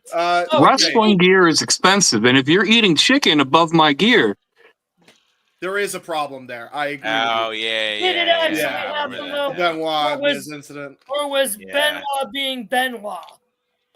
No, Benoit had a reason to be pissed. Benoit had a reason. No, Benoit. Listen, everyone who ever talked about Chris Benoit before he did what he did said he was a nice guy. Didn't go out starting trouble with fucking people. Yeah. Benoit had CTE, had Alzheimer's, had dementia. Yep. And we don't hold that type of shit accountable to them. We put them in homes. We put them away. Yeah. Tragedies are tragedies. Benoit being Benoit is a tad harsh considering he couldn't control that. Either way, I'll say this. Bob Holly and other people of that same era would have did the same thing to The Miz. JBL would have did the same thing to The Miz. Hey, Charles. JBL has done worse. Charles, do we not have to bring up Public Enemy again? Charles, I'm trying, man. Look at who I'm dealing with. G has been the only guy that hasn't cut anybody off, man. Look at the panel here. My job is to entertain. That is true. That is true. Your job is to entertain. But circling back, big men. How do we define big men, though? Kevin Nash, for example, defined The Undertaker as a big man. So, like, Kane, he would be a big man. Big Show, yes. Nash himself, yes. How tall are they? Where do we define those? How tall there are? Anyone above 6'8" and 300 pounds. I agree. Okay. That's simple because Undertaker was 6'9", Glenn Jacobs was also 6'9". I'll say this: there are two genres of big man: the giant and the big hoss. Yep. Okay. So yeah, because Vader would be considered a big man because Vader was a solid 350, 400 Bam pounds. Bam Bigelow, Earthquake. Previously. It depends on height and width, I guess, is what they're saying. If you're fighting someone bigger than them, they're not the big man. Hey, all I know is I ain't no big hoss, but I feel like a hoss anytime I eat a freaking KFC chicken basket. I'll tell you that right now. I want chicken right now. I'm hungry. Because honestly, think about it like this. Would you consider Chris Masters in his prime a big man? No. He just, you know what I mean? If you dropped Chris Masters in his prime in today's roster, would he be a big man? Yes. Exactly. Completely. And he was then. For damn sure. But anyway, how do we get? Oh yeah, because we were talking about Omos. Yeah, we were talking about Omos, and then Big Cass is the best big man in the wrestling, and then we went on. Yeah, and then we went on the Enzo tirade. Yeah. And then we went talking about Phoenixes and Ashes and how we riz above them shits. I stand by, even though there are people who disagree with that. I stand by that. I think Enzo learned his lesson anyway. He wasn't shown to be doing anything wrong. He was proven out of court. Bring him back, pair him up with Big Cass, have him split up with the Learning Tree, and have him ride that momentum to the tag titles because you got nothing else going on in that division right now. Some people deserve second chances. 100%. Enzo never got his. Yep. It's just because how he went out though. That again, we just have to remember he was a dick. He was a huge dick. Oh, he was a ginormous dick. Self-admitted though. That's what I'm saying. I think to quote Tammy from Ted, a ginormous dick, a wonderful dick. The only thing that matters is, are you making the other guy money? Yep. Okay. True. Yes, it depends. If you want to have a guy, you have to have people who want to work with him. I'm glad we're stalling for time until JJ. And by the way, I picked the I'll best say two this. guys. If you are being paid by someone, it doesn't matter if you don't want to work with someone. If you are refusing to do your job, get out the door. Yep. Go somewhere else. And to be fair as well, I believe Looks him like we know what and side of the Moncho screw job you would have been on, Ryan. yeah. Well, to be fair as well, I think what was it? Enzo and Simon Gotch, right? They worked out their shit, I think. So I mean, he was the one that had the biggest issue with him, in my opinion. Gee, since we're on the topic, fuck it. Your thoughts besides the one that you kind of shared about Enzo and how again he learned from his mistake. We can only hope. Your thoughts on Enzo possibly joining AEW? I mean, if it hasn't happened by now, I don't think it's going to happen at all because Tony is just a dick. Well, you know, I mean, I mean, Enzo's doing good stuff on the indies. He's doing his thing. He's doing his craft. He's doing what he loves. Trying to think. Another person who's doing good on the indies, well, at least in Maryland Championship Wrestling, is Patrick Clark, or AKA Velveteen Dream. You know, he's back on the indies wrestling. He's another guy, you know, he was falsely accused. Got blackballed by WWE. I don't know if he got blackballed Were by there text WWE. messages? Yeah, revealed? I was about to say there's no that. Who are we talking about now? It's all hearsay. It's all hearsay. yeah. It's all hearsay. Everything is hearsay. You know, he said, she said bullshit, and you know, I will say there is that. Yeah, I'm my major is in criminal justice right now, and you know, and no, I'm not going to be a lawyer or anything down the road. Fuck that shit. Damn it! I needed a good defense attorney. But you know, it's innocent until proven guilty. Nowadays, it's guilty until proven innocent. Yeah. You know, and it just irritates me. Yeah, things go on and people do stupid shit. You make mistakes, but people deserve second chances. Besides Vince, that fucker can go straight to hell. There's too many evidence on him. And anyways, but yeah, continue. Johnny Ace. Enzo, if Enzo hasn't been hired by AEW now, it's not going to happen. I don't think it's going to happen anytime. No, I agree with you, G. I'm just saying if he had the effing balls, which we know, Tony, you know, is subject to change on most weeks. Listen, Tony Khan, if you're listening to this, you want to recapture the feeling of AEW? Give us this match in 2025. Enzo Amore versus Joey Janela. We all want it. We all need to see it. And I will give you $50 for a fucking pay-per-view if you give me that match. Have Blink 182 play them both out. In the middle of the ring. Are you shitting me? Have Blink 182 play them out. And it'll be the best thing in AEW history ever. That's how you sell all your tickets in All In Texas. Joey Janela versus Enzo Amore.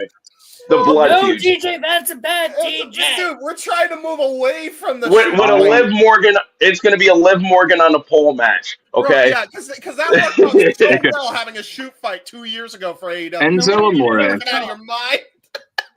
Enzo Amore, real one, 38 years old today.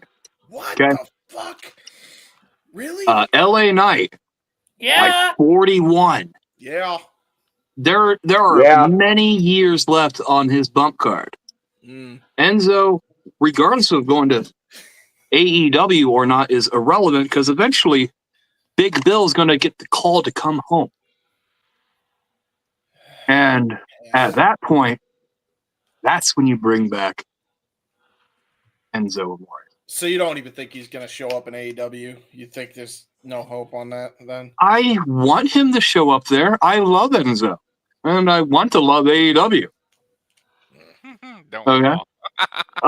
The smart mark in me prevents it sometimes, but I usually can still enjoy a TV show. Big Bill, how many years are left on his deal? Who knows? We do know they rotate him out with almost anyone.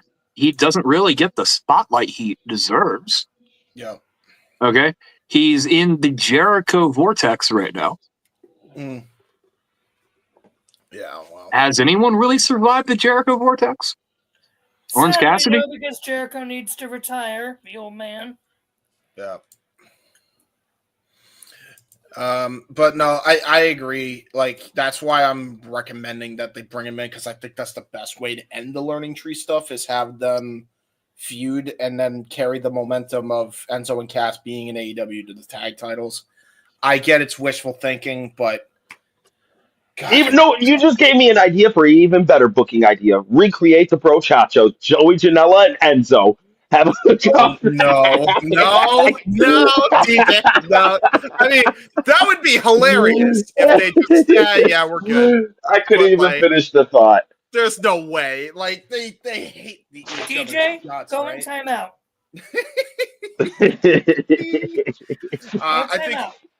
I think you would rather be in a Jericho Vortex as opposed to not being on TV like Ricky Starks. Ain't that the fucking truth? Free my boy Ricky and free my boy Ray Phoenix. God damn it.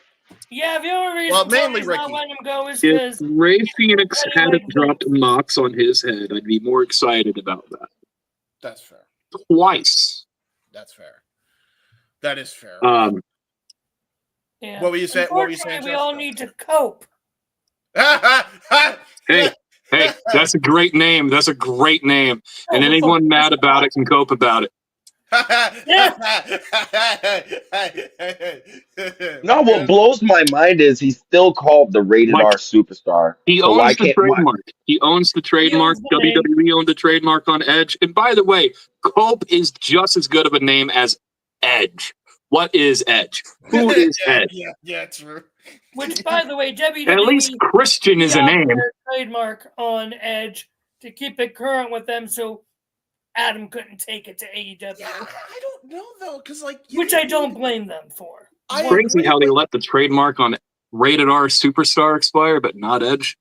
Yeah, I don't know though. Like, okay, for me, I'm confused by that, and we might as well. There you go. Another impromptu topic, I guess. While we're trying, I'm trying to stall for time. WWE have really bad clerical errors in their offices. That's true. Vince McMahon had really bad people in his offices running it. But as far as trademark law is concerned, if you're not going to use something again, it typically expires. Yep. So, Now, yeah.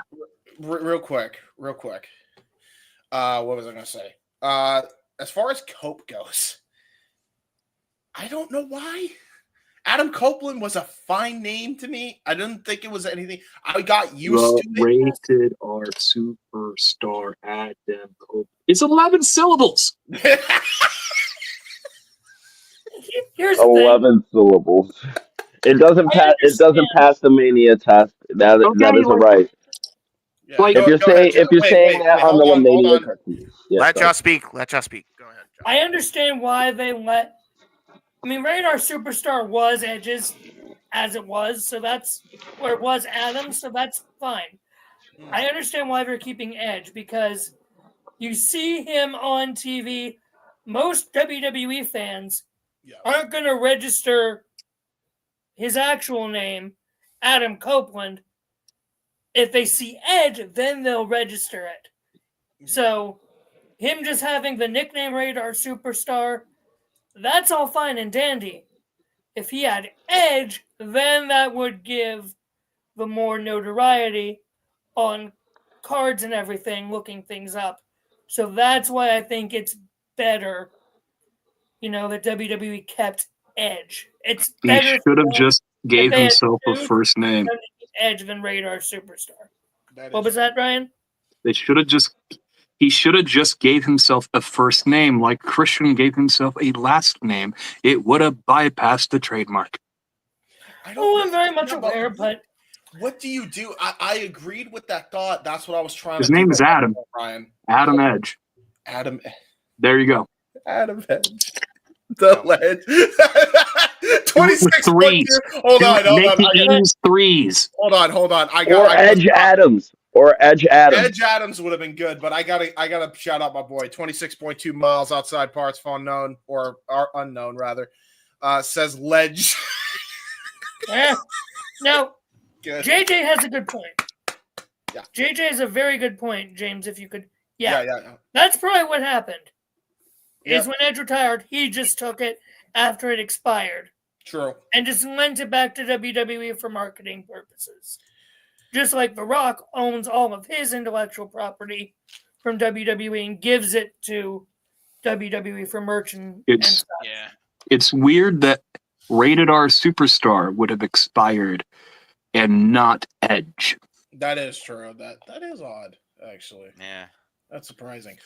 Big Baller G, do you have any cope jokes or anything you want to add to the name change? I know there was a video that I think AEW posted that he was talking to Renee about it, that he just wanted to be called Cope.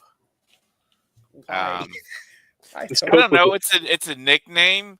I mean, you don't want to get him confused with Adam Cole, you know.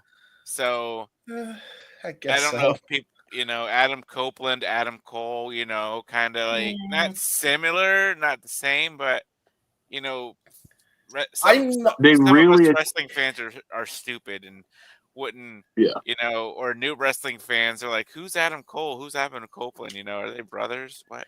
Yeah, I don't know. Like, okay. I mean, it's easier to say, you know, it's a one word, you know, Edge, Cope, you know, it's a one name. He's a one name person. That's you true. know. Edge just rolls off the tongue better. Yeah, Cope.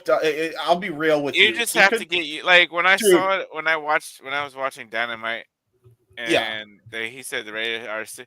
I saw Cope on there. I was like, is this a mistake or what? And I was like, no. Dude, I was when like, I first saw it, I'm like, they actually changed his name to Cope. I saw Aaron Riff tweeted about By the it. way, This sucks. By the way, anyone who didn't know that was coming doesn't really pay attention. He filed those trademarks like a year ago. Yeah, Cole, Copeland, and Cope. Page. There's But, three. I mean, Adams and AEW. That is true. Cope is as stupid as Theory. Yeah. But he got his first name back, so. Thank God. It's a shortened version of his name. Have you ever? Do you know a Michael in your life? You ever called him Mike? Many. Yes. You ever called him Mikey? Not really. You know any Matthews? I'm sure you called him Matt. Yes, he does. He knows Matthew. Let me ask you this. Oh, we are not getting into Daddy Matty right now, James. No, I know. Besides the two new people, what do you guys know? Do you guys know my real name? Is it Michael? Ryan and It's DJ. It's not Big Baller G. You son of a bitch. That's my. It was his Big alias. G, and then it went to Big Baller G. That's my gimmick. You false advertising asshole. I really thought your name was Big Baller. I thought that was on your license, like McLovin. Well, to be fair, DJ, Big Baller here is still coping from the Steelers' loss tonight. Oh, damn. Brought it back to that. Fuck. God damn it. God damn it. All right. So real quick, dude, like I get it. I get shortening the name just because of the whole 3 Adams and AEW thing. I get it. However, Cope? Like, the worst time to be called Cope when AEW has been doing nothing but try to cope online with all the bullshit going on. Like, you call a wrestler in your company Cope? At least someone finally sees it from my perspective. Thank I you. was like, holy shit, that's I find it to be a meta commentary on everything that's going on. Yeah, that's because what I'm wrestling fans, no offense, are quite cynical at times. Despite a wrestling company being successful in various efforts, we get caught in our feelings and we refuse to be objective about certain things. That's fair. At times? Most of it. All the time. What is this at times? Most of the time. You speak of. All the fucking time. It's all the time. Yeah, they don't take breaks. Not even on Christmas, dude. We are wrestling fans talking on a YouTube channel about coping with everything we deal with. True. G, go ahead. Hey, I just try to enjoy the show the best I can. G, go ahead. And yes, sir, we did. I was gonna say, my wife the other day, she's like, is Adam Copeland Edge? I was like, yeah. Exactly. Exactly.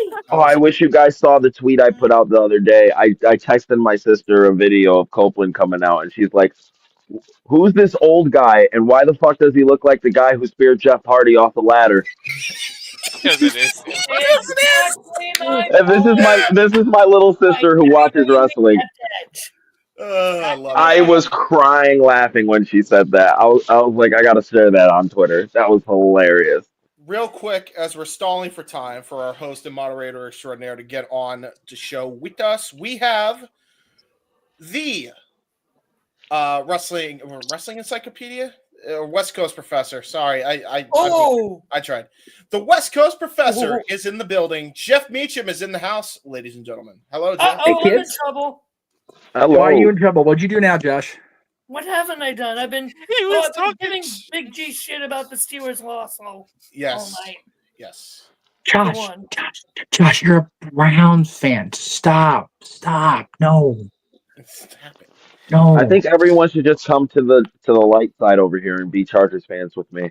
Well, I mean, Okay. JJ has already. The problem with the Chargers is that they've got Harbaugh, which makes my skin crawl. Same. Listen, as a 49er hater, I had my reserves, but we sent the worst coach in the history of ever to the 49ers this year, and they got booted out the playoffs. So you don't understand how happy I am about that. And This we're is valid. in because For- we stole their coach. Well, see, for me, it's like not only am I just not a Chargers fan because they're squatters in my stadium at this point because it's a Rams house, but I'm a the Ohio State guy, so Harbaugh just can go fuck himself, like for real. Yeah, exactly. He turned my team around. We're in the playoffs. If we win a Super Bowl under him, I'll buy him a house. Yeah, you know Buy what? a house. God damn. Harbaugh's greatest quality is he's not Bill Belichick. That is true. Bill Belichick. We can all agree with that one. And I'm a New Englander, and I can even see it. Yeah. I mean, But I told James and I told Noah and Walter in the other stream, I'm not sticking around because I am tired as hell. The Kings won their 9th straight at home, but I'm exhausted as fuck. But I did want to pop in and say hello, and I can hang around till JJ gets here. That way we can stall for time and have a little discourse. But I did want to promote the living fuck out of the Raw watch along because I will be at Raw Monday night, as it turns out. I want to promote the Raw watch along because Dylan is coming with me to Monday Night Raw Monday night. So, hey, good for Okay, yes. you have to. So, can Dude. you promise me one thing, Mr. Jeff Meacham? It depends how well you behave yourself, Mr. Mansfield, but we'll see. Well, I haven't been all night, so we'll see how this goes. Well, Yeah. he's been Record Dylan's reaction to Kofi, please. I need to see that. Well, yeah, actually. Yeah. No, Josh is cooking there. He's cooking cereal. Yeah, no. So I have multiple things to do while I'm at Monday Night Raw. First of all, I have not been in an arena since the Yeet thing became a thing. Yeet. So, and that's really good PT for my shoulder. So I'm gonna be eating. I also have to get my arm in training to do this. I haven't done this in a while live, so I gotta make sure I get that ready. I do have the John Cena shirt. They showed up on time, so I can wear my Cena shirt Monday and my NXT shirt Tuesday. So I'm happy about that. I'll shut from a bad comment. By the way, I also have. By the I way, can find him. By the way, Oh, hang real on. quick. Okay. I was just gonna say, Jeff, DJ, Jeff. Oh, hi, DJ. Nice to meet you, Jeff. Nice to meet you as well, and Ryan as well. I don't think I've worked with Ryan either. So Yeah, Ryan was on a watch along once upon a time. When doesn't mean I worked with him. So hi, Ryan. No, Good to meet you. that's what I'm saying. When the hell did we do that watch along, Ryan? That was ages ago. Right? Been a Oh, while. fuck, yeah, definitely wasn't me then. Yeah. Yeah. Been a while. And While yeah, you're there's here, Jeff, I Ryan have as something well. to show you, but continue on. Yes. So go yeah, ahead. it's also, if I'm remembering my timeline right, because the last time I saw him in person, I think I still had the one in the air, but I was firmly behind the challenger for the championship last time I saw him live. But when I saw him at SummerSlam in 2021, I was also against his opponent, John Cena. But when I saw him at Tribute to the Troops, I firmly had my ones in the air. And by God, I'm doing that Monday night because he needs to beat Solo's ass. I agree. So yeah, I'm gonna get plenty of PT with my arm in my hand between this and doing this shit. I'm good to go. But yeah, it's the first. It's funny. I forget until I get reminded of shit thanks to Facebook. Why are we? I love you, Solo. Shot of Josh. Why? Because this is what I have to show you, Jeff. Oh, what do we have here? What do He we has got? the urn. Oh, this is. I know what it is.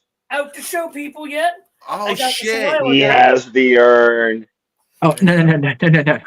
You know what? That is a great WWE prop. I love that. That is tremendous. However, I know. This is the urn. Oh goddamn, that's close up. Jesus Christ! Hi. Yeah, well, you're showing the urn. I have to. This is the urn. Yeah, this is, and I was explaining this to Tilla yesterday, this morning. I don't know. Things run together. Doesn't matter. Right. That this was the style of urn that Percy used on television the last time he was on WWE in 2010, and then they used the same style during the Punk storyline with Undertaker going into WrestleMania 29, the WrestleMania jersey that's still not going on like 35. So is this one. But that is really, they did a really good Which job has in this the on the replica. back. Yeah, that's a Now, really is good that replica. Yeah. is that one of the signed ones or? So, Is that one of the? James, is can that you do one a? of the- Yeah. I'll do it. Oh, you know No, what? This has on the back. It has. Oops. It's the shine. It's the shine. Just It just has it's a all of his different nicknames. And his Okay, so it looks like what they did is they took this style and just WWE'd it up, which is still pretty cool. Yeah. That's neat. I'm glad they acknowledged that they use this style because this is the one they've gone with since Percy passed. That's cool that they actually like recognize that. That's good. That's awesome. And this is in a casket case. I see that. I see. Yeah. See that. No, this one's not. This one sits out, and you can see it's got a few dings on it. But I haven't used it at any show yet. Did you?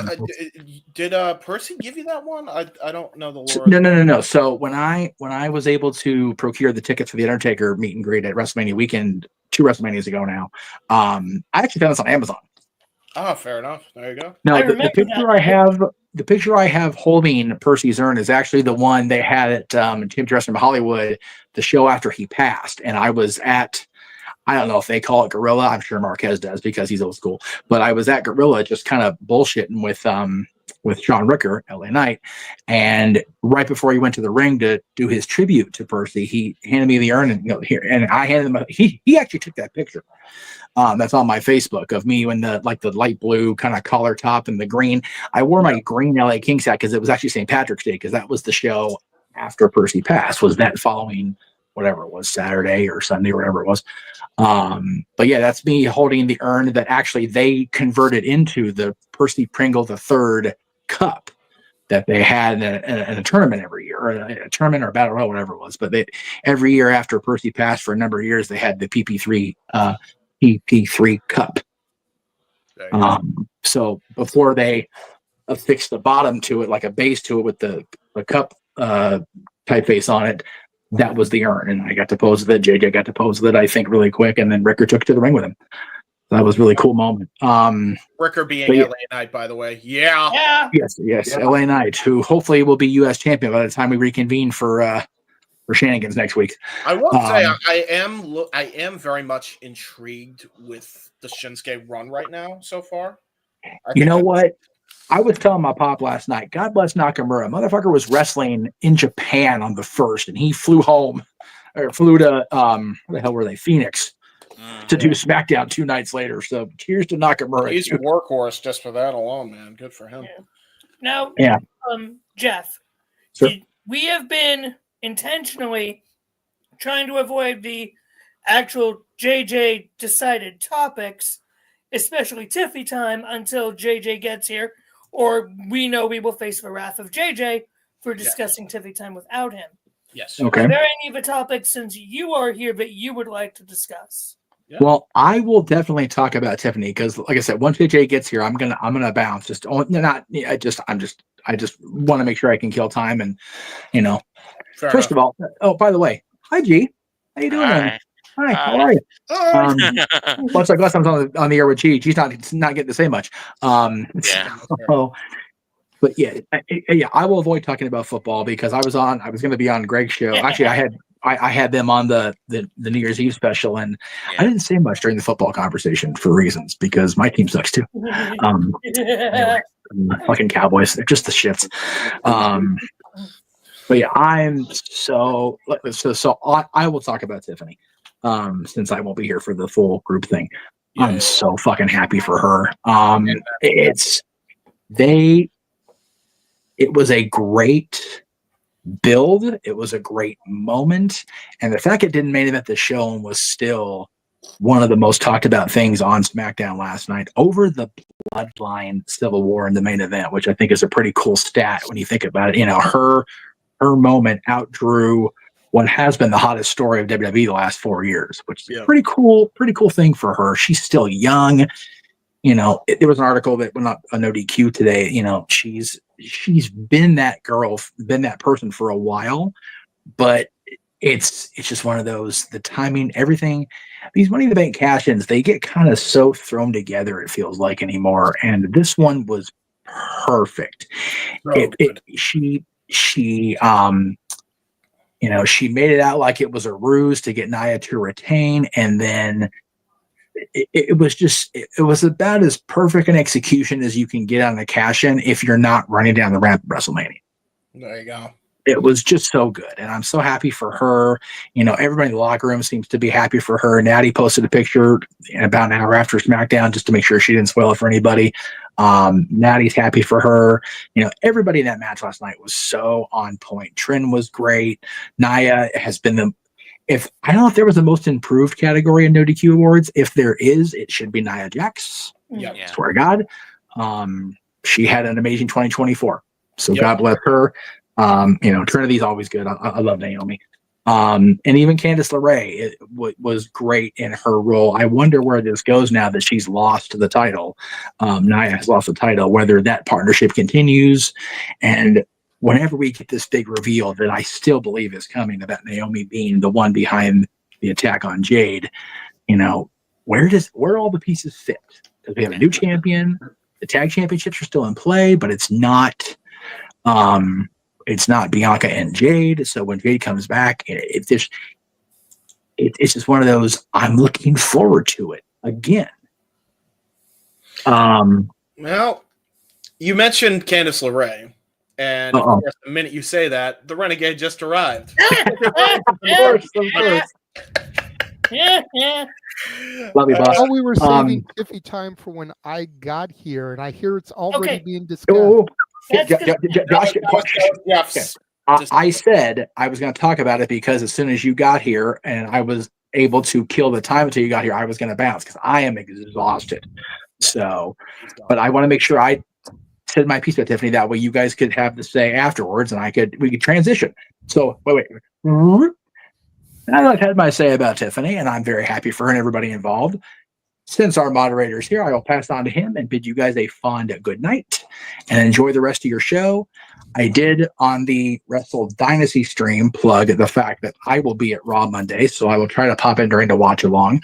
I've had it requested from Mansfield to record Dylan's reaction to the New Day's entrance because Dylan's never seen a heel Kofi in person in real time. So that's going to be fun to enjoy. I'll be at yes, we are saving TIFFY time for you. That's why we're transitioning to you now. I didn't do that. I know you didn't. Yeah, I was doing that. I know. Sorry. James having fun being the producer chair for now. For now. I think I'm done now. Yeah, I think you are to guess.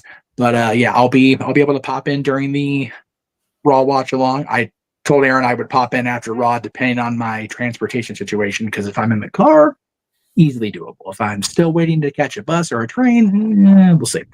But I'll pop in during NXT as well because I'll be there for that. But yeah, I have so much to look forward to the next, not today, whatever, but the next 2 days. So looking forward to it. And I told them in the Wrestle Dynasty stream, I am so appreciative of everybody in here now that's been in these rooms in the past. And I'm so grateful. I said this on my New Year's show that I'm so happy that the channels have evolved to the point where we can just tag people in and get coverage on stuff. We got 2 streams running right now. I think that's wonderful. Tomorrow, hopefully, will be a day of rest for everybody because this week's going to be bad shit coming up. But you guys enjoy the rest of your shenanigans tonight, and I will do my best. I think I'm going to take Dylan down early, actually, Monday, because they've got that superstar entrance thing set up that the superstars were fucking with the other day. So I'm going to try to get Dylan down there and, get a few fan stuff in, because I don't get to do that a whole lot. I don't get to go down there and just be the fan guy, especially with my boy, because we don't go very often together. So that'll be the plan. But you guys have a wonderful rest of your night, and I will see you during the premiere of Raw on Netflix. See ya. Bye, Jeff. Love you, Jeff. Okay, bye. Fuck Jim Harbaugh. There you go. Hey, well, since DJ's here, not fuck Jim Harbaugh, but always and forever. Fuck Bill Belichick. Fuck Bill Belichick. Yeah, always. There you go. And Jeff is trying to go, and I guess I'll. There he is. There he is. There we go. Hi, Yay. JJ. Hi, JJ. Nice to meet you, JJ. I'm DJ. Nice to meet you, DJ. I'm your I D used brother. to be a DJ. Ah, there you go. I didn't know you used to So be did a- I. What? We told them, James and I told the audience when we first got on, we don't have JJ yet, but we have J and J.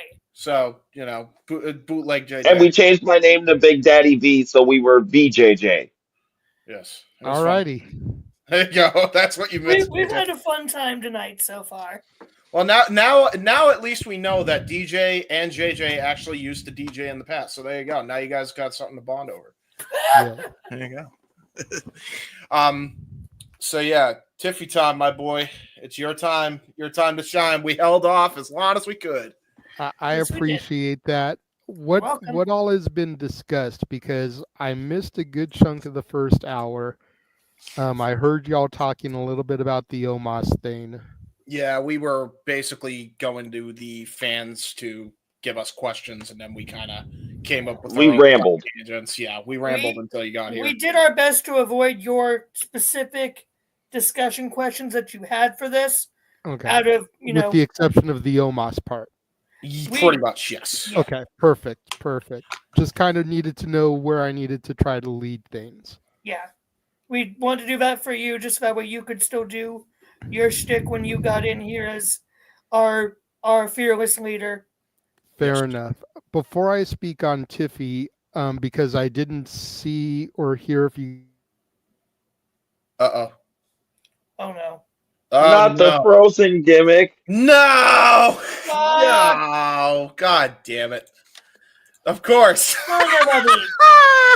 Not even the renegade can escape the useful bitchiness of technology. Right. Oh, there we go. There we go. You're good, buddy. You're good.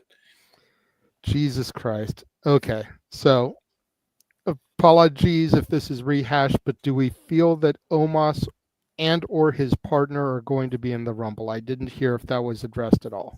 It was not. It was not. Because I threw that in the chat room thinking it would be a good way to redirect the conversation, because we had kind of gotten off on the whole Enzo thing. So I was trying to bring it back. Fair I dues. think you sent that right when Jeff showed up, so that got completely. That's lost. why, yeah. And Jeff is here. Yes. So no, we did not talk about that, but that's Okay. actually a very good direction to go to. So let's rewind back to that real quick, and then we'll come back to Tiffy time. Yes. Because that was my big takeaway from this, is with the outreach that WWE has been doing lately, Nakamura going to Noah now 2 years in a row, Omos winning the tag titles, TNA participants in the Rumble last year, the NXT-TNA partnership, the very strong possibility that Joe Hendry will be in the Rumble, might even be on Raw Monday night. We'll get to that momentarily, but do we think that Omos winning the titles is going to open the door for him and his partner to appear in the Rumble as the GHC Tag Team Champions?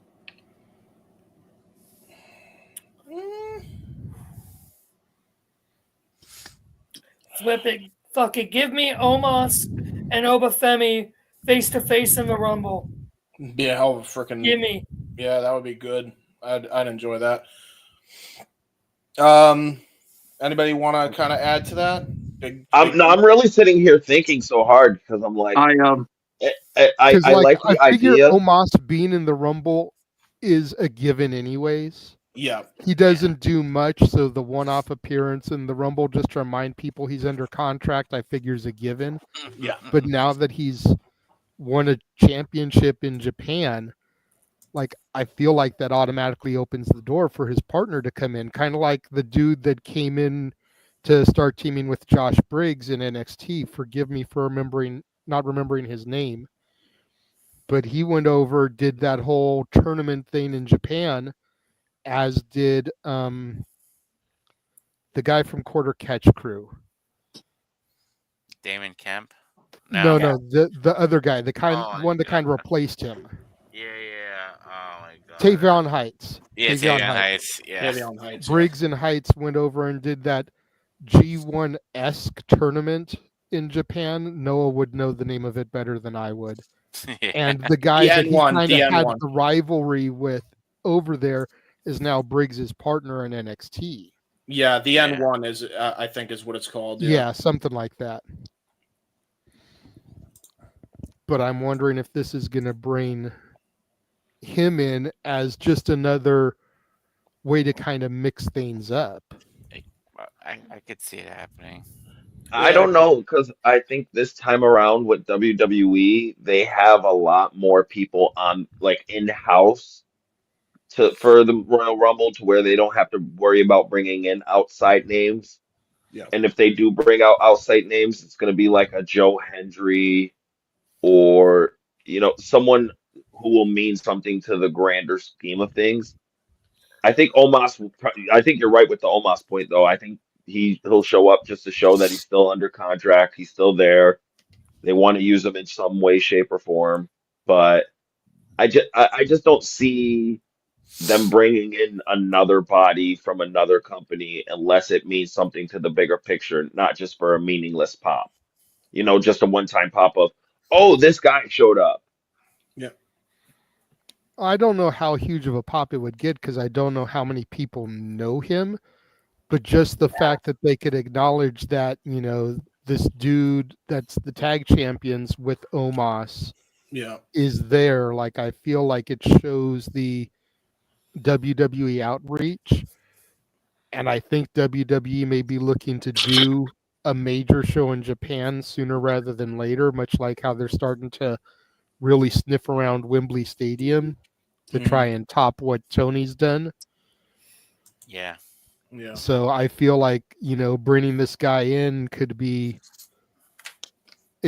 something, even though on the surface we may not think it would be something at the moment. If him and Nakamura get in there and start mixing it up. Yeah. I feel like if Omos's partner would show up, though, it would mean more in like the Saudi Arabia Royal Rumble we were talking about earlier.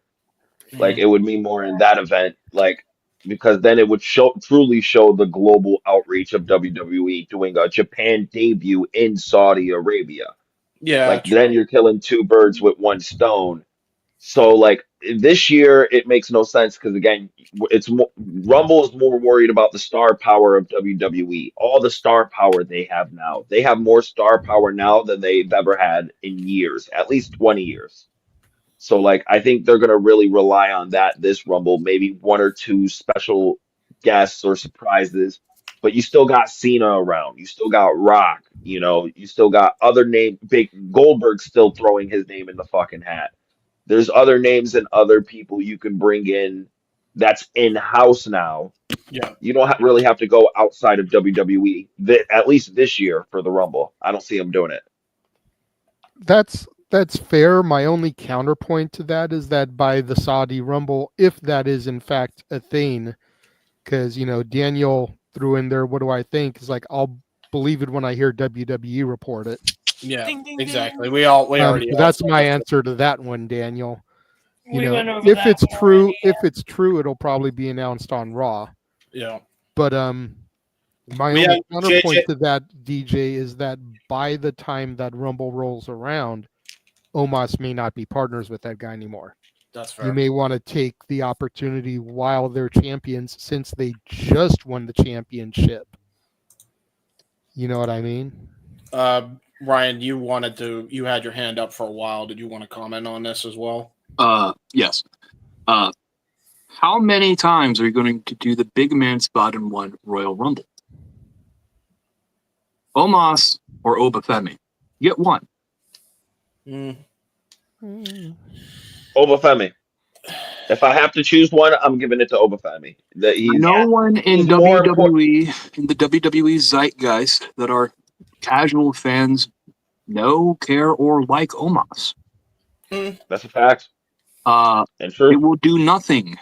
And as far as WWE's outreach is concerned, they are throwing Noah a lot of favors with Shinsuke Nakamura. I do believe if you're not using talent, let them work somewhere, right? Yep. Omos winning a title outside of, I think Omos might be the only contracted WWE talent to win a title outside of WWE while under contract, right? It feels like that, yeah. It's been a while. It seems like that might be the case. That's a cool nerd statistic, no offense. None taken. But I don't think no one's going to care. You know? I don't. I think they'll care if they do what Josh says. I think if they do Obafemi and Omos in the same Rumble and they have Obafemi eliminate him, you might have something there. And you have Braun Strowman under contract. You know. You have Otis under contract. Didn't they just do the Omos spot with Braun Breaker last year, though? Oh, that's right. Yeah. Yeah, true. 'Cause it was don't one have of Braun the- So Reed right now. it would be super redundant. I think, if anything, if you're gonna have Obafemi in there, have him go toe to toe with a Braun Breaker. That is something. Or have him go toe to toe with a Jacob Fatu. There are other names other than Omos at the moment that are considered bigger guys that Obafemi can go against. I just don't see. I think I you just could personally don't see the value in Omos. That's fair. I like Omos just because personally I think he's cool, but I think there's something there. I think Josh is kind of on the money. I think Oba and Omos could have something there. He's been there for 4 years. I'm not an Omos fan. I know Taker is big on Omos, but Omos in the Rumble, I don't think he should be taking a spot if it's not absolutely necessary. If it's just for a big man spot, then no. And I don't even know the name of Omos's tag partner. No one really will, probably. No, So I don't think it's necessary to have Omos's tag partner, let alone Omos. No, But that's just me. I digress. And not even that. What are you gonna have What are you gonna have him do in the ring? Especially with a bunch of, again, he can do tag matches because he's not gonna be in the ring with a bunch of people that often, he's gonna do his big man spots. The big show spot but like in the is Royal very Rumble, simple. Yeah. Give him the Great Khali Rumble 2007 spot and have Cena come in and be the one to eliminate him. Yes. I don't know. I Khali don't can think work that for a does big guy. anything. Well, that did something for Cena in 2007 because Cena was still establishing his legacy. Taker. That doesn't do Taker's anything. the one who came now. out and eliminated Khali in that Rumble and went on to win that Rumble. Whatever. Yeah, still same principle. You know, I could see. Maybe it's just wishful thinking, but I could see something like a Machine Guns double team to possibly get a Mania match or something out of it and put the GHC tag titles on the line at WrestleMania. Well, it's the only Or a DIY thing, and you could have like a title for title that ends in a schmozzy finish.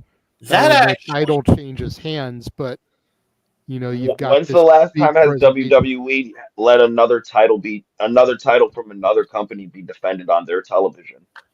It would be a first, though. I think JJ's got something. No, there. it would be a first, but I'm saying that would be breaking precedent right there. Did I don't Ric see Flair defend the World Heavyweight title in '91? No, he brought it on TV. He walked Never around with defended. it. He walked around with it, never defended it. And it was a fake title too, because It was a he real actually one ended for up at having to first. give that belt back, and he It was brought the back real one at brought first. out a tag title. It was a real one at first. Ryan is right on that. Yeah. But no, he never defended it because that's where the whatchamacallit, the intellectual property shit started coming in and blah blah blah. And Vince and Vince and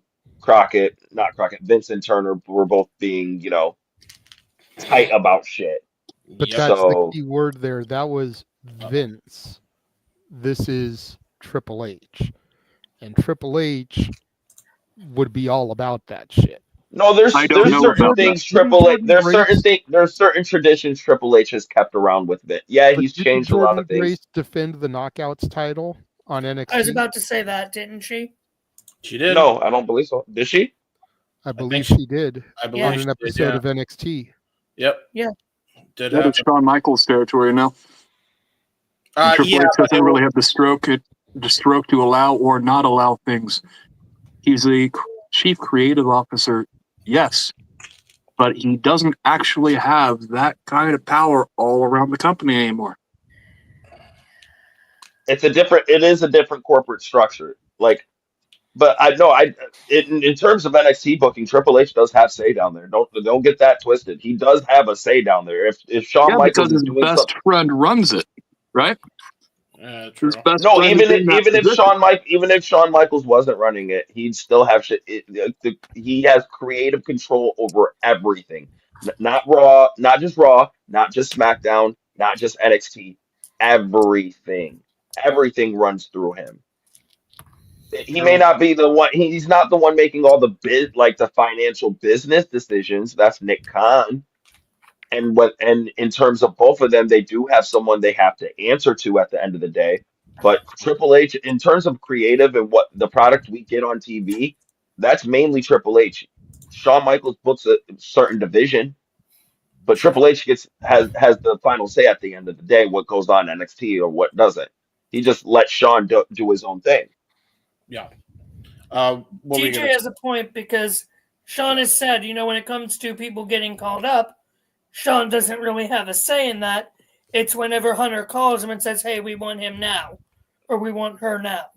Well, Sean has a record of losing his smile anyways. The irony in that statement, the irony in exactly what you just said. Vince McMahon would call people up. Well, before they were ready to be called up, or well before storylines were concluded. And let's just say that didn't work out for a lot of people. And Triple H did not like people being taken away from him before they were ready. So if he's doing that to Shawn, is he really that? Yeah, Well, that would be rough. Yeah. Triple H has been a lot better in making sure things are finished first. But Sean, I think, was just saying in general, even if he would like to keep someone in there because they're good, if they are ready, Triple H will call them up. Because I think Triple H is still a better gauge of talent, and if someone is ready and what they can be used for, than old man Vinnie Mac. My rebut as far as Triple H and allowing other promotions to bring their things over and booking other people in there. Yes, there is a nice working relationship with TNA, and it's honestly the way professional wrestling should be. Yep. You should have open doors, right? I don't know if he's going to bring in a third-rate, lack of a better term, Japanese wrestling promotions championship titles onto their television product. No. Their main television product. No, that's what I was trying to say. Mm. But I just want to end on that note because I'm probably gonna drop At now, least- guys. JJ, At it was least nice meeting TNA. you. Yeah. Ryan, Hold it was on, great before- meeting you too. Yeah, go for it, DJ. Jay, it was nice meeting you. Josh, it was nice meeting you. I hope you all have a good night. Yes. It's great talking to you, and I hope to be invited again sometime. This was awesome. Yeah, you were really good, by the way, man. For a last minute addition, I think you nailed it, man. So good on. Listen, I love making Uh-oh. You And the muted minute I yourself. said We're you good. muted yourself, what were you saying? Yeah, we're good. But yeah, that was perfect timing. Gotta go, guys. Hope you all have a good night. See you, brother. There we go. Then there were Then 4. there were 4. I was saying, at least TNA and quote unquote Impact has 20 years equity on U.S. television. That is true. Their titles are significantly more important. Yep, fair dues. Fair enough. And for the longest time, the Knockouts division was considered the most prestigious women's division stateside. So it's I agree. only just now starting to get to where NXT women is like neck and neck with the Knockouts. Some people say the NXT women's division is stronger. Some people still say the Knockouts have it on lock, but it's close race. Yeah, 100%. Yeah. It's preference at the end of the day, and they're both really good divisions. So, Speaking of, now that we've gotten the Omos thing, we'll go ahead and segue back to the women's division and where you guys were when I popped in. There you go. What time is it, JJ? Oh, it's TIFFY time, bro. Yeah, let's go. Fuck yes. Okay, so I wish we had been doing a watch along last night. I was so sad you weren't. I turned on YouTube after she, like, right when she won to see if there was one. And I was so sad that there wasn't. Yeah. Well, you got to figure Noah and Walter have been doing all the Japanese calls. They were getting ready for Wrestle Kingdom. Yep. And no offense to the first ever 3-hour SmackDown, but Wrestle Kingdom's just a little bit more important. Is it now after last night? Yes, it is. As an overall, yes, it is. Yes. But dude, like I was so stoked for Tiffy. And everyone has to remember she's only 4 years in the game. She walked into a tryout in 2021 with 0 wrestling experience, just a gymnast. Yep. And now she's the women's champion. Good for her. 2 years later, she won the NXT Women's Championship. Lost it to the man, Becky Lynch. Which that kind of said everything right there. And now she's on the main roster. And while I was happy, there was a small part of me, I'm not going to lie, about this much, Josh, that was sad. And I'm going to tell you why I was sad. No. I would have had her cash in after Last Woman Standing. Here's the thing. On the debut of Netflix and break everybody's heart by taking it away from Rhea Ripley. And then you see how organically over she is as a babyface. Do they boo her for taking it from Rhea? Or are they still fucking ecstatic for her and believing that it's Tiffy time? Because if they're still popping for her, then Rhea's time is up. The 2 issues there, if I may. One, There are no issues, goddammit. You bite your tongue, but go ahead and speak. It's not Last Women Standing anymore. They've changed it to just a normal match. Boo. Okay. The graphic on SmackDown. Yeah, the graphic on SmackDown just did not show Last Women Standing. They're not advertising it as that anymore. Even though that's what it was. It's not. It's just a regular one-on-one now. 2, it made far more sense for her to finish the story with Nia. Her going over and cashing in on Rhea, that's a Vince thing. Don't pull a Vince, JJ. No. I just feel like taking the title from Nia is great. Mm-hmm. But not everybody likes Nia. But you have 2 firm fan bases for Liv and Rhea. No. So for her to take it for one of them, that's another level of superstardom. True. I concur. Nia, as great as her reign has been, and I have defended her every step of the way on this reign. Taking it from Nia is, well, at least her reign is over. Yeah, a little bit. Because there's still a lot of people that hate on Nia. Yeah. That's why I feel doing it on the Raw on Netflix would have been bigger. I'm going to rebut again. God damn you. And Ryan's trying to get a word in. Sorry. Make it quick. Despite, again, the shock factor, storyline wise, it doesn't make sense for Tiffany to go into anything with Liv or Rhea. It just doesn't make sense. Nia, again, like that match, her and Naomi, holy freaking crap, that's in the match of the year contenders. And it was only the first damn show of the year. Like, that's how good that match was, and I applaud Nia. If Nia had any more doubters, that shut him up. It finished that story up, and it prepares Tiffany for that title on SmackDown, for her to go into her WrestleMania match with the Queen, which is where it should be. Well. I digress. Hi, Ryan.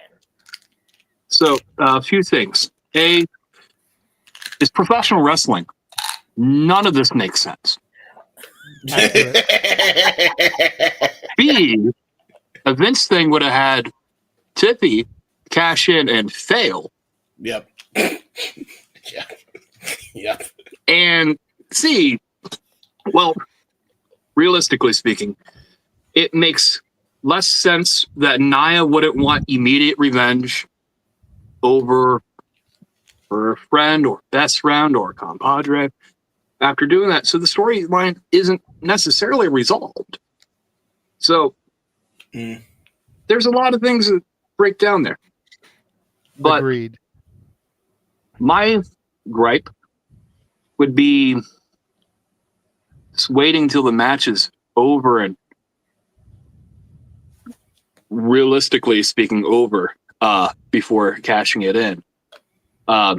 Letting her do something stupid, because Nia Jax does stupid things, right? Mm-hmm. Evidently trusting Tiffany Stratton is one of them, right? It was a fun cash-in. Let's be real. There have been worse cash-ins. There have been better cash-ins. And this is one of the cash-ins of all time. Nice. Well, okay, to be fair about that, though, the reason I think it was the perfect way that they did it is to have her wait until Bianca hit the KOD, is because Bianca hit the KOD and Tiffany ended up getting the pin in the last match, and I think it was a triple threat that they had together. So she knew the minute that was hit, cash it in, she'll get that championship. So in a way, I think it made perfect sense from that perspective. That's why I think they waited until after the match was over. So Bianca could get the KOD. Yeah. I will add this last part. It was probably the best women's Money in the Bank contract cash-in, period. Yep. Oh, yeah. So. Yeah. Sorry, Carmella. Exception of maybe being the original, and I wasn't around watching for the original catch-in. No. We could tell you no. Yeah. Absolutely No? not. No. Here's the I thing, just too. know a lot of people talk about it still because of how long they waited for it, and everybody else has been like cash in the same night. So like Mama the had fact There's some that short they ones in there, waited and then there are some long ones. But yeah. Tiffany Stratton. I think the only other person to have something comparable is Alexa. Yes. Yeah, Alexa would be more of that level, probably. Because like they have a very similar career climb to WWE, if you will. Yep. I will say real quick, I do like how they swerved everyone. Yeah. But I also like how they protected Naomi. Instead of having Naomi win it, and then get cashed in on, Tiffy screwed Naomi, so that way we wouldn't have another 30-second champion to transition, from Nia to Naomi to Tiffy right then and there. I like how Tiffy was like, no, I'm not going to make this a triple threat. I'm going to cost Naomi. Then when Nia has her back turn going that, then hit Nia and wait for Bianca to do her thing. That was... Naomi still needs to look strong. Yeah. They kept her strong. Still needs to be strong for the next story thread. Yep. Right, but again, she's still not the attacker. Bianca was. We're getting Bianca Jade at Mania, but I digress. I don't know, man. That entire segment though just had me in my emotions. I kind of am with JJ and Ryan. I think it's Naomi, man. I think you're. If they do Bianca, I applaud. But I'd rather Jade be the bad guy in the storyline. You know? Well, Naomi would be the bad guy. Yeah, fair enough. So, but how they, and I think JJ will agree on this, how they kept us in suspense of when Tiffy wasn't there, and we'd already heard the rumors, if you guys look on Twitter, that there was a rumored title change that had happened in the 9th inning by like 6 p.m. WrestleVotes had said that a title change had been written into the show. Once the tag title match was done, we figured it was going to be this. And how they swerved us with that still was perfect. With having to fake the cash in, but actually do the damn thing. Yeah. It just had me all in my emotions every which way. JJ, you can tell them from how I was in the group chat. Go ahead. Go ahead, Ryan. They need to fire someone because that's information that should not be leaking to any dirt sheet. Mm-hmm. Well, we don't even know if it leaked or if they're just pulling shit out of their ass, to be fair, with a lot of these dirt sheets. So that's fair enough. WrestleVotes is pretty reliable. Well, is it WrestleVotes or Westel votes? Because for some reason people WrestleVotes. Okay, it's WrestleVotes. Okay, good. Because dude, that's so funny to me that people take Westel votes' tweets seriously. It's so good. No, WrestleVotes. I didn't even know there was one out there that Yeah. was a fake. So when I first saw that, I was like, dude. Yeah, dude, that was so funny. And people ran with it thinking it was legit. And I was like, no, it's the parody account. It's literally the freaking troll account that trolls WrestleVotes every week.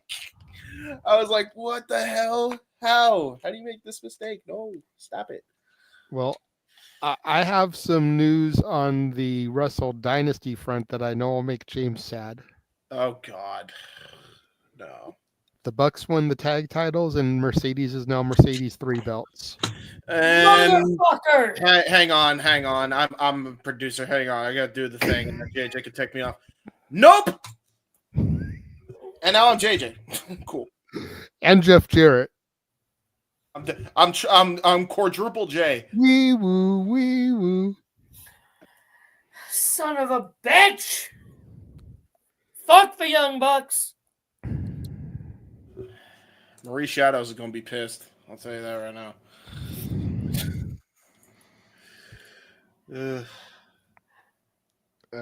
Anywho, I'm still processing this.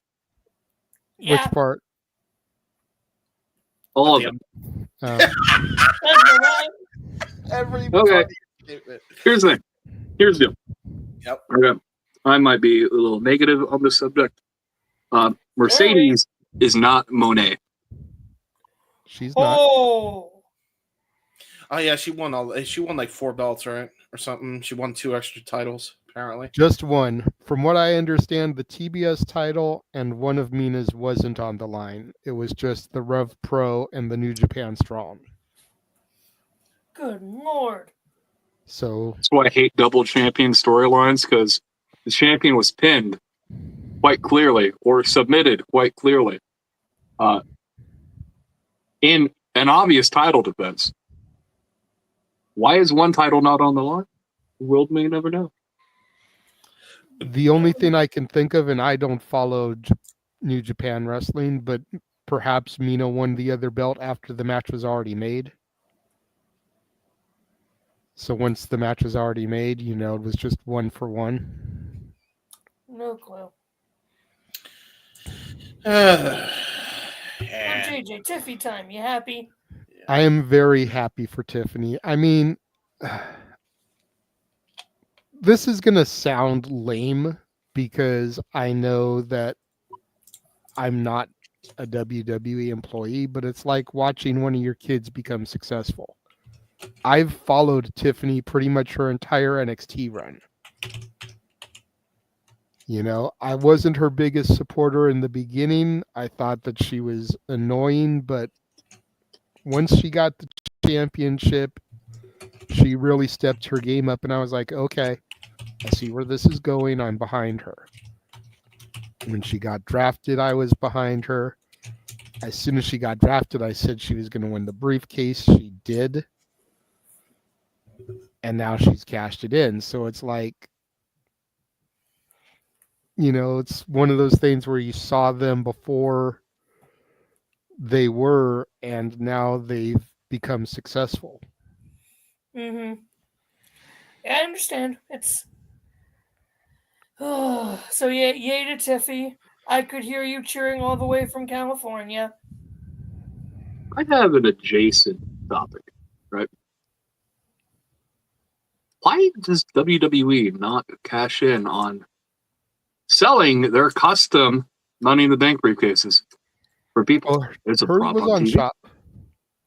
Is hers on Shop? Yeah, hers has been on Shop. Yeah, there's a bunch of people that have bought So that is pink Grace. briefcase. I totally agree with you for some of the past ones, because like RVDs.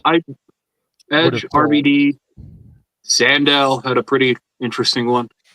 Yeah, see, our buddy Datilla, who's in the chat, she's part of the team. She bought the briefcase that Tiffy had, which is weird because she doesn't even watch NXT, and she bought the briefcase of the NXT superstar that became Miss Money in the Bank and just cashed in.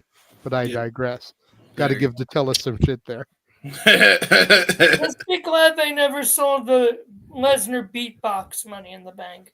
That would have been I would have bought that. That would have been dope. I could just see a commercial like the chair phone commercials with Alpha Academy. Yeah. No, I actually the love boombox briefcase, and you could actually have a thing eject, so you could put a cassette tape in it and close it. Don't get When me twisted. Mustafa Ali should have just grabbed the damn briefcase and said, "Fuck you, Lesnar." He would have been fired on the That's spot. fair. She's the Pink Wouldn't have Ranger, cared. so that's why she got it. To be fair, I agreed that the thing was stupid, but the good thing that came out of that was Beatbox Brock. I thought that shit was hilarious. Even now after the shit he did, because the fact that he was like showing a little bit of like, hey, Brock does have a personality. It's great. Moving on from Lesnar, please. Yes. Well, we discussed the Omos thing. We Yes. discussed Tiffy time. So really the only other thing would be to discuss Raw on Netflix. Yes, which we kind of talked about a little bit with The Rock, but we were only speculating on that. We didn't really get into any of that. So, we did not air your trailer, good sir, the Renegades trailer. So, That's okay. Don't worry about it.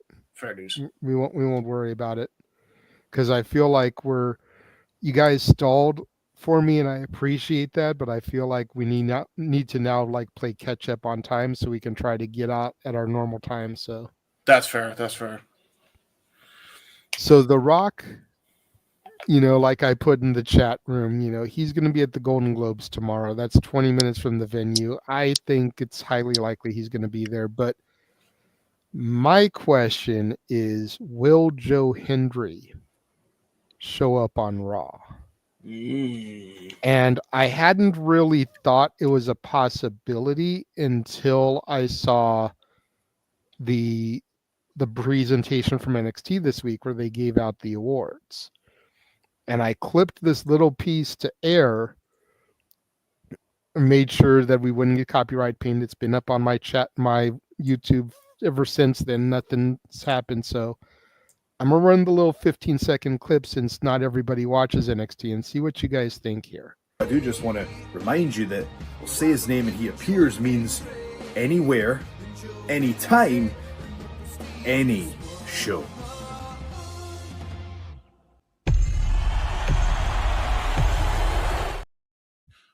Ha! Like, that's legit how it aired, and then it went to Cedric Alexander backstage. They didn't go to a commercial break, nothing. Oh yeah, he's showing up. Who's the interrupt? Who does Joe Hendry interrupt? That's the question. Who's the interrupt? Same. That's where my mind was going. I would love to see Joe Hendry versus John Cena, bro. Right. I agree. A freestyle versus a Joe Hendry song. Or it's Combine Braun 'em. Breaker. It's Braun Breaker first, then John Cena, and then Joe Hendry to come out with John Cena, and then they both do a rap and musical number to diss Braun Breaker. Oh, wait. Quick question. Braun's the Intercontinental Champion still, right? Yes. Okay, just making sure. Yeah, that's why I brought him up. Yeah. Oh. Yeah. Man, oh man. There's possibilities with Mr. Hendry boy. I believe in Joe Hendry. Forget John Cena challenging for the title. Forget John Cena challenging Braun Breaker. Give me John Cena versus Joe Hendry at WrestleMania. Yeah. It'd be interesting. We can get to the Intercontinental title and break the Grand Slam later in the year. We can get him number 17 later in the year. We've got a whole fucking year. And John Cena, the way that John Felix Anthony Cena has made it in interviews, he wants to have nothing handed to him. He wants to earn everything. So let him start out small. I'm not saying Joe Hendry is small, but it's not a title match. Okay. Let him maybe get to the Intercontinental title at King of the Ring or SummerSlam. Let him get to the world title by Survivor Series.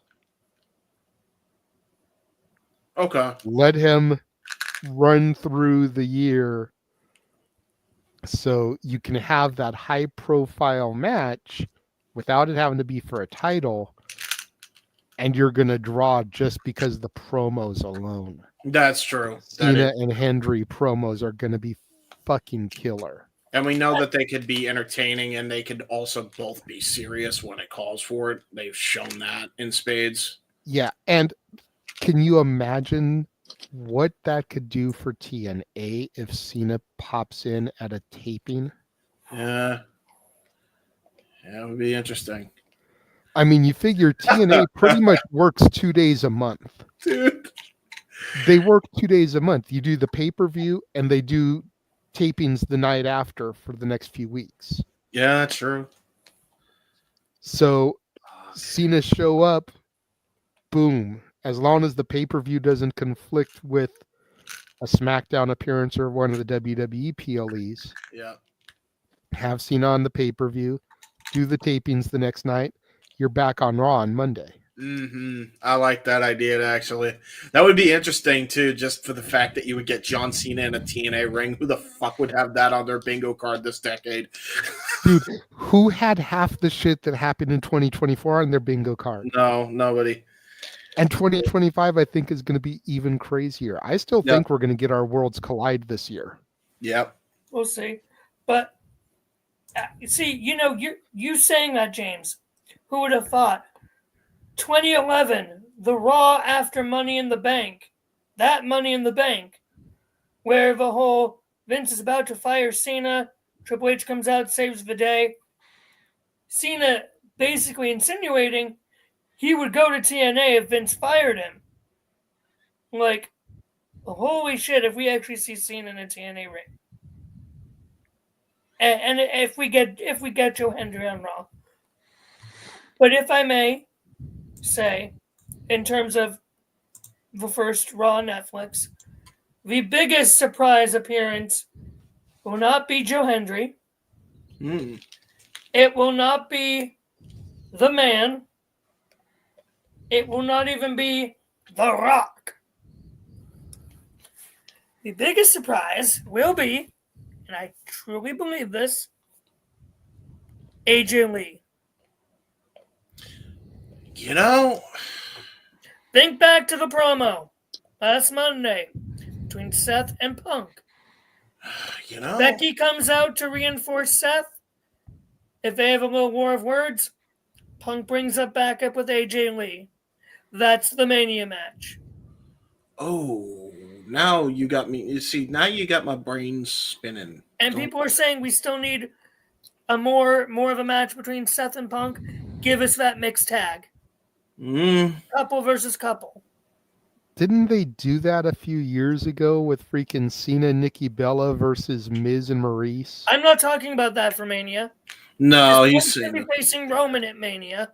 I'm talking about Becky and AJ themselves one-on-one Oh, okay. at Mania. For whatever reason, I thought you were pitching the mixed tag in Mania. No, Chamber or Rumble will be the mixed tag. You would not be mistaken in that insinuation because that's what I thought as well. Okay. Thank you, Ryan. Glad to. Hey, we agree on something. Well, no, me and Ryan both thought the agreeing same with- thing. Oh, yeah, no, I'm not going for a tag match for a mixed tag at Mania. That'll be Rumble or Chamber. But I do think we get AJ Lee back. Go ahead, I Ryan. wouldn't do it at the Rumble because you want to have those in the Rumble. Go ahead, Ryan. If AJ's good to go, like if AJ's good to go, she's good to wrestle, right? Yeah. The Rumble might actually be the best place for her. Yeah. The pop alone. Like that is if she is ready to go, right?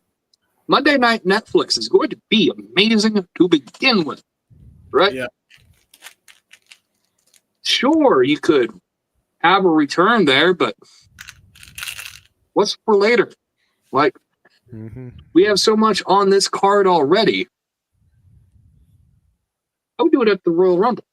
Don't be Tony Khan and blow your load all in one shot, basically. Right. Well, Do not debut. Do not debut Adam Cole immediately before Bryan Danielson. Yeah. No, that's a fair shout because I mean, can you imagine with everything that Seth has been saying and Punk has been saying in the promos? Yeah. You have Becky come out at the Rumble, fairly early on, maybe 6, 7, something like that, so that the ring hasn't filled up too much yet. Let the man just start wrecking house, and then number 8, you hit AJ's music. That's fair. And the reaction that would get, like, oh shit, the man just thought she was gonna wreck shit, and here comes Mrs. Brooks to come and put a stop to it. Cora Jade's mother. The point where I don't like the storyline is it doesn't thematically make sense to me. Yeah. I know things have been referenced in promos, but certain billionaires with allegations against them have been brought up in promos recently. So just because they're mentioned in a promo doesn't necessarily tangibly connect them to the storyline, right? Well, Becky has been actually in the promotional videos for Raw's Netflix. Yes, she is there. She's re-signed. She has re-signed at some point in her hiatus away, raising what I don't know. I don't pay enough of attention to the kid's name. I really don't care about that. But she's been off being a mom, like someone should be, because if she's there, who's home? Yep. Right? Are you dragging the kid around? Are you dragging around and creating the next generation of iPad babies? Okay. The mom and the dad are horrible parents in that regard. But that's beside the point. Okay? Tangibly, no lies. Becky Lynch is not connected to the storyline, and neither is AJ Lee. Now, if Becky returns, because she has no match, no segment, nothing hinted, right? If she returns, it costs CM Punk his match against Seth Rollins. That tangibly connects her to the storyline. And that's when you show, that's why she should debut in the Rumble, because then she can get her get back of what she did to her husband in the Women's Royal Rumble to set up for their match at Mania. Ryan's got a point. Cinema. There's layers to this. Like an ogre. What's up, Shrek? How you doing? DreamWorks, anybody? No, just me? Okay. But yeah. That's what I would do if I was booking it. Yeah. But It's going to be a fucking crazy show anyways. We're getting Roman's first TV match in years. We're getting Punk's first TV match since 2014. This was loaded like a goddamn pay-per-view. Like, this is a pay-per-view. Yeah, like I wouldn't be surprised, even though they just had their match on the SmackDown, if they had a rematch with Motor City Machine Guns and DIY again to put this on there, just because they're stacking the card that much. Like, they are really going all balls to the wall. Raw on Netflix. WWE on Netflix has to be big and has to be consistently big. Netflix have canceled far more successful programs. Yeah, true. For less. Yep.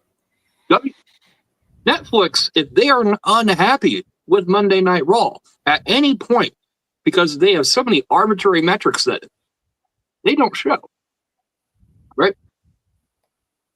They could just cancel the show and hold the IP hostage for a few years. It could happen. Is it likely? No. But it's definitely not impossible. So they have to stack Monday Night Raw every week like it's a pay-per-view. And I don't think that'll be difficult for them.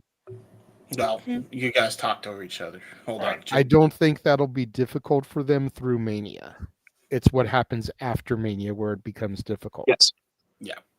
Because for the outset, they want Cody, they want Roman. If Rock is going to be at Mania, he's going to be on Raw. He's not going to be on SmackDown. Cena's going to be on Raw. Yep. So just those four alone make it must-see television. Then where do you go after Mania? That's the million-dollar question. You have John Cena's retirement run. That's great till the end of the year. Then what? I don't think WWE would get themselves into this sort of contract if they didn't have an idea of a way out, if Netflix tried to pull some bullshit. That's fair.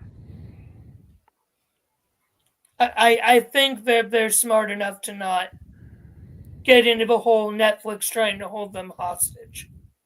Yeah, I don't think so either. But you've also got to factor in John Cena's only going to be around a year. The Rock, if all caps, underlined, italics, exclamation points, if he's around a year tops. Mm-hmm. Raw Netflix premiere through WrestleMania 42. That's probably it for The Rock. And it'll be sparing at best. But you figure we have to get Rock Cody, we have to get Rock Roman. If those are the only two matches we get out of The Rock, great. But we have to get those two matches. Who's the real head of the table / tribal chief? What was given to Cody the night after Mania last year? We have to get answers to those two questions. It was Shawn Michaels' smile. I like that answer. I like that. Bad Ryan. There you go, Ryan. So, at best, Rock is here till WrestleMania 42. Yeah, true. Cena is only here till the end of the year. If he gets injured, Don't want that. But if he gets injured, you might be able to hold him over until Mania next year. But again, that's about it. Where WWE is going to need to seriously NXT, TNA. TNA is about to lose a bunch of names. And if WWE can snatch those people, that's going to be big for them. Yeah. Jordan Grace's contract wraps up on Genesis weekend. Yeah. She's doing Genesis, the TV tapings, and she's clear. Josh Alexander's contract is up. Yeah. Joe Hendry's ends at the end of 2025, from what I hear. Which is why I feel like him making a debut on Raw, him being in the Rumble, that just plants seeds for when his contract is over and they sign him full. Because then they can run that shit back. I still think in my heart of hearts, Joe Hendry's winning the title at Genesis. Then the TNA World Heavyweight Champion is in the Rumble also. Which piggybacks back to my Omos then, because then you got the GHC Tag Team Champions, the TNA World Heavyweight Champion in the Rumble.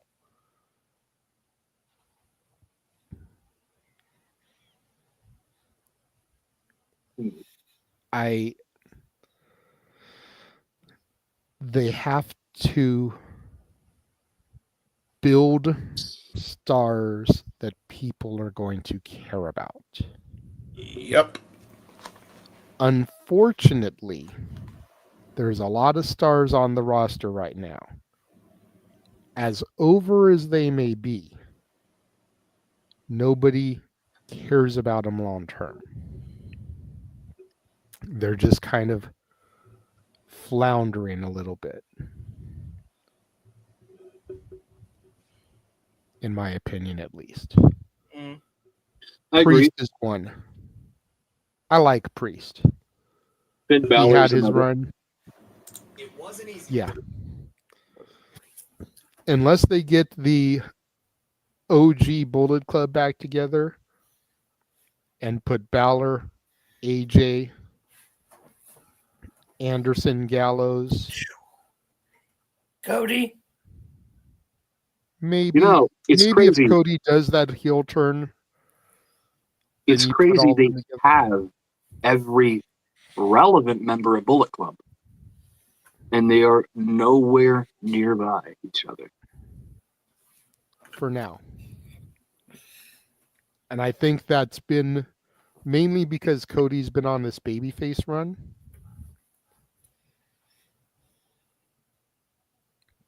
But I could see this all coming around come SummerSlam.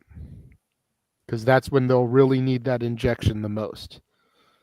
Because they'll have the WrestleMania aftermath to get them from April into, we'll say, June, around the time they do King of the Ring, Money in the Bank. But after that, they're going to need that serious push to get them into SummerSlam and then towards War Games. Yeah, most of these War Games matches are starting to become the status quo match. That the traditional 5-on-5 Survivor Series match, or 4-on-4, depending on your relevance, is so. They need something. Yep. Yes, sir. Agreed with you there. Days away from the first Raw of Netflix, and holy freaking crap, the show is Raw? stacked. It's gonna be a fucking good time. Raw averages 2.25 million, right? Yep. On cable, Netflix, there's going to be a lot of eyes on the product. A lot of eyes that wouldn't normally watch wrestling. Yeah. A lot of eyes that just stopped watching cable and have been illegally watching Raw through other means. Yep. So, or legally because they post the entire show on YouTube. But there's going to be a lot of eyes on the product that haven't watched the product in a long time or have never seen the product, which this is huge for Monday Night Raw on the Netflix debut. Yeah. My issue with most of it, though, that first episode of Friday Night Smackdown on Fox was a really big episode. Yep. And no episode following it compared. Yeah, all the way up until the end. Yep. So, WWE, TKO need to strike while the iron is hot in order to retain these new eyes. Yep. Or returning eyes.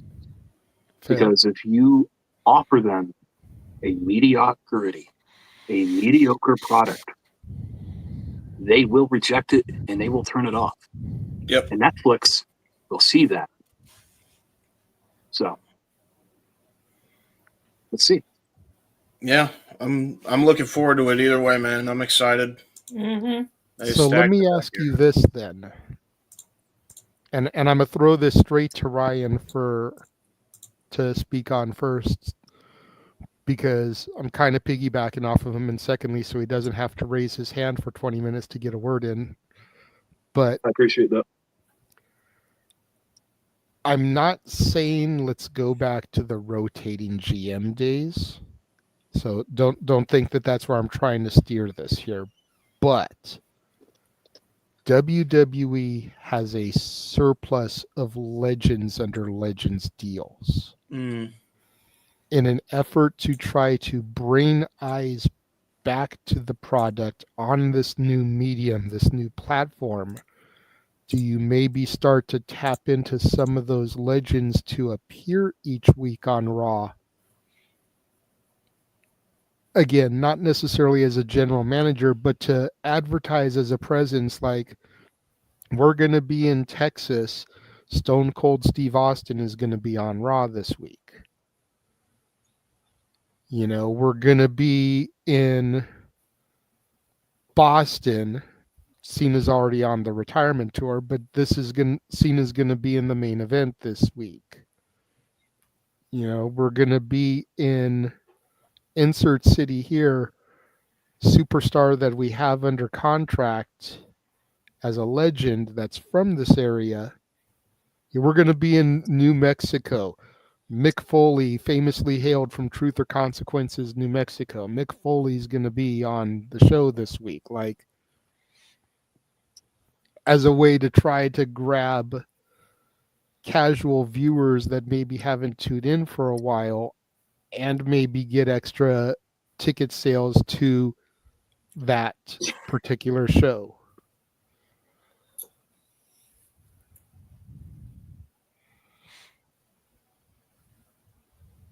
Okay. Let's see. Okay.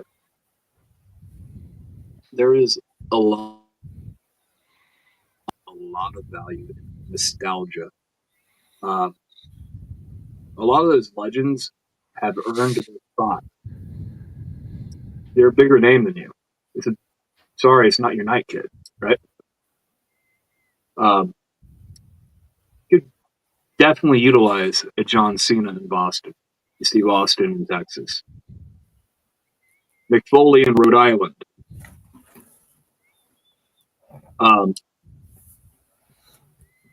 Because that's the kayfabe hometown. You might pop them. People pop for Mick Foley because he says the name of their town. But I think what you need is just good television. Gimmicks like returning legends will eventually fade. God forbid we return to the celebrity guest host era. or plugging things all the time. But I didn't mind that because that's when I started watching. That's fair. But... You poor soul. I was in middle school. You poor soul.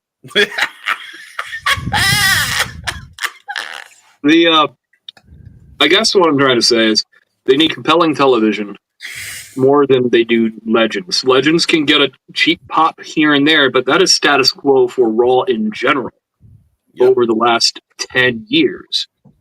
Legends Night, for example. 15, really, if you really Class, or whatever, old school Raw, right? Yeah. The rating in these all episodes, they proved they would bump a rating, but the next week would just go back to normal, right? So I don't know. Me personally, I just want good television, and if they produce good television, I'll watch. I don't have an excuse not to watch now. It's on Netflix. You can bump it up on my phone wherever I'm at. This is what it is. I actually Smackdown might have a worse problem. I agree with you on this, Ryan.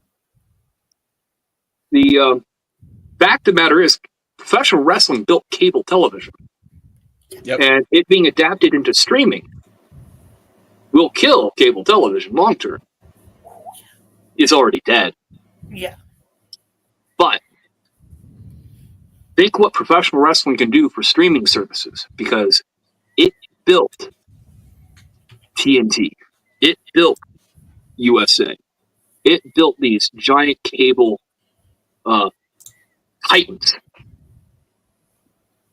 So here we are. That's all I have to say on that one. That's fair, because I don't think a lot of people think about that. No, it's wild. Like, professional wrestling used to be. Earlier, we were talking about the Lucha Brothers. Yes. And Lucha Libre, Tripla, and CMLL. Professional wrestling is a religion in Mexico. It used to be a religion here. And now it's a niche nerd culture. Well, no offense again. Sorry. I'm no sorry. offense again, everybody who's a nerd. So I could show you the room of Power Ranger memorabilia to tell you that I'm a nerd. I speak from the heart. I digress. The transition to streaming, introducing Legends, introducing something every week, something fresh, something to keep the show going. Yep. You're going to need that. You're going to need to try harder, because you don't have the benefit of people only having one thing to watch.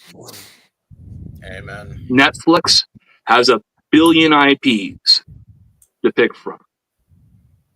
You might not like it. Max offers an alternative. That's true. That is fair. This is what it is. We're looking forward to Raw in a nutshell, folks. That's Yeah. It's going to be a huge event, and as much as I know Noah was looking forward to this week in Japanese wrestling, I'm looking forward to Monday and Tuesday night. Yep.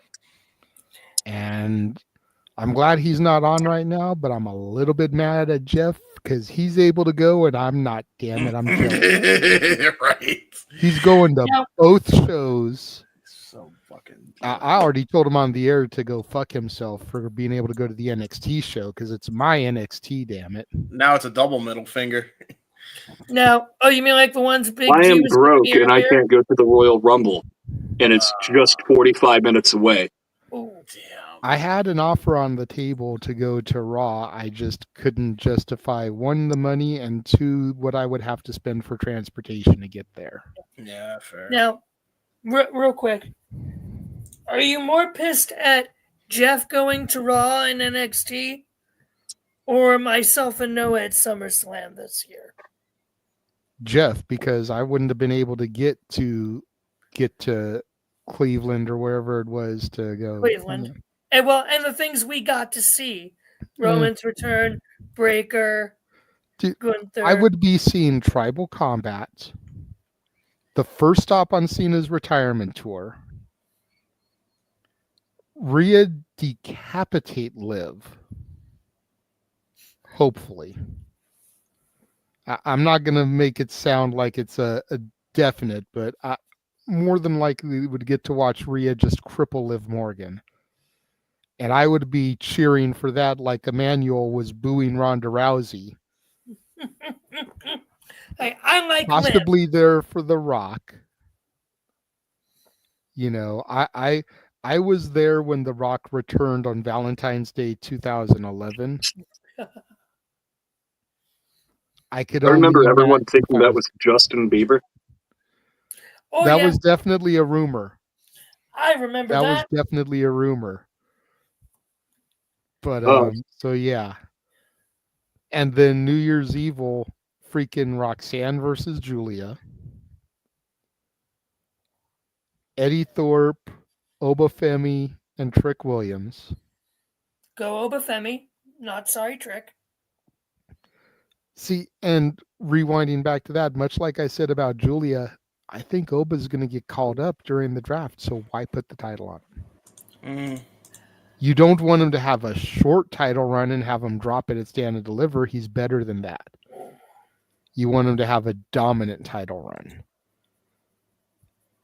So at this point, I would just say don't put it on him. Let him get called up after the draft. Fair enough. Do we pair Obafemi up with the New Day to be the new Big E? He needs to be their new muscle. Him or Omos. One of the two needs to be their new muscle. New Day don't work as a 2-day act. What? New Day don't work as a two-guy act. Yeah, it's got to be 3. You're right. Ooh. I like it. I like it.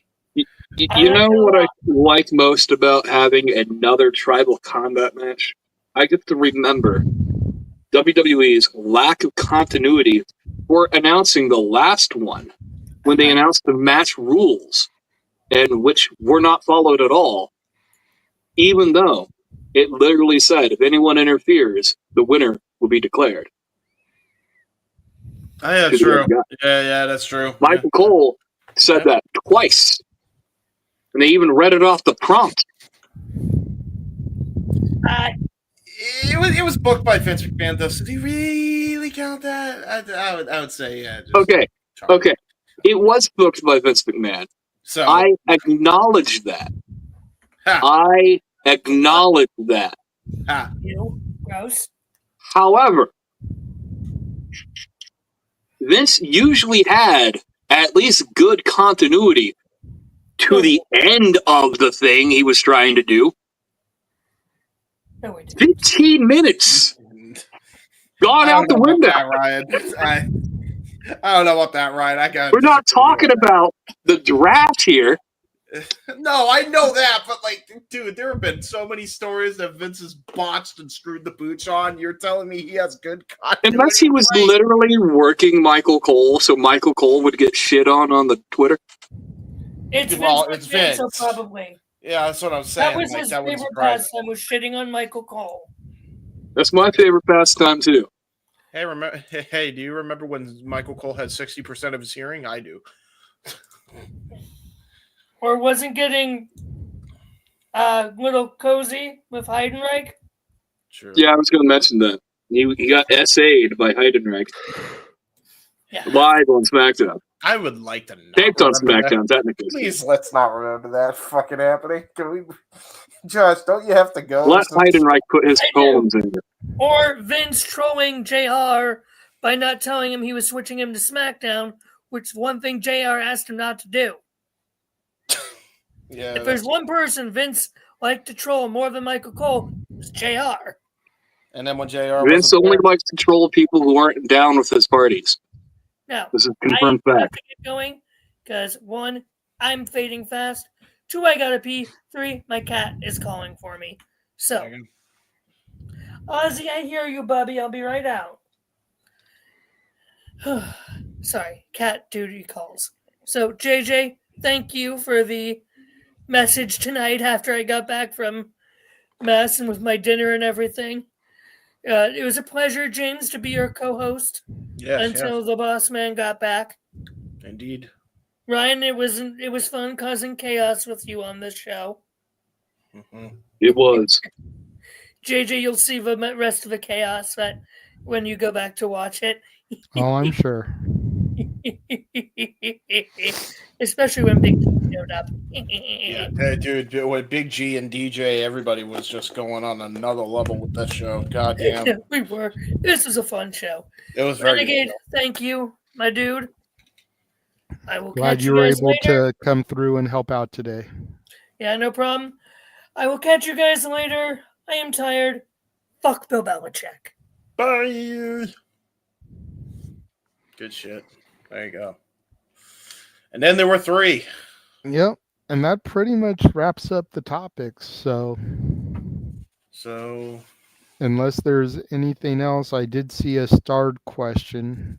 Yeah, but we could save that for tomorrow. It's one from Charles. I think it would actually make for good What do you mean we would do tomorrow? Tomorrow. Sunday. Sorry, next week. My bad. Oh. That's stupid. I enjoyed coming on. Yes. I had a late start. James called me, I think, 3 hours before 3 hours, but yeah, literally. And I agreed to it. And 20 minutes after that phone call, my wife's mom calls. And my wife's cat that was still over there had passed. Yeah. And I had to go dig a hole. And 20-degree weather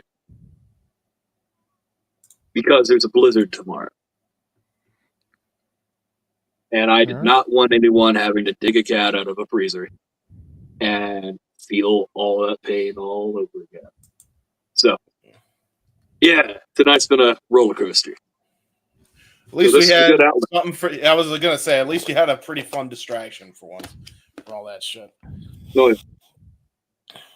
I appreciate the opportunity, and I will take my leave as well. I don't blame you. No worries, man. Maybe we'll have you on again here in the not so distant future. You seem to have a good mind on stuff. Well, I am always. My schedule is almost always open, so. There you go. All right, well, there you go. If you have James as a friend on Facebook, you can find me through him. Go ahead and send me a request. Yeah. Thank you. All right. Have a good one. Good night. And Good night. Goodbye. Goodbye, brother.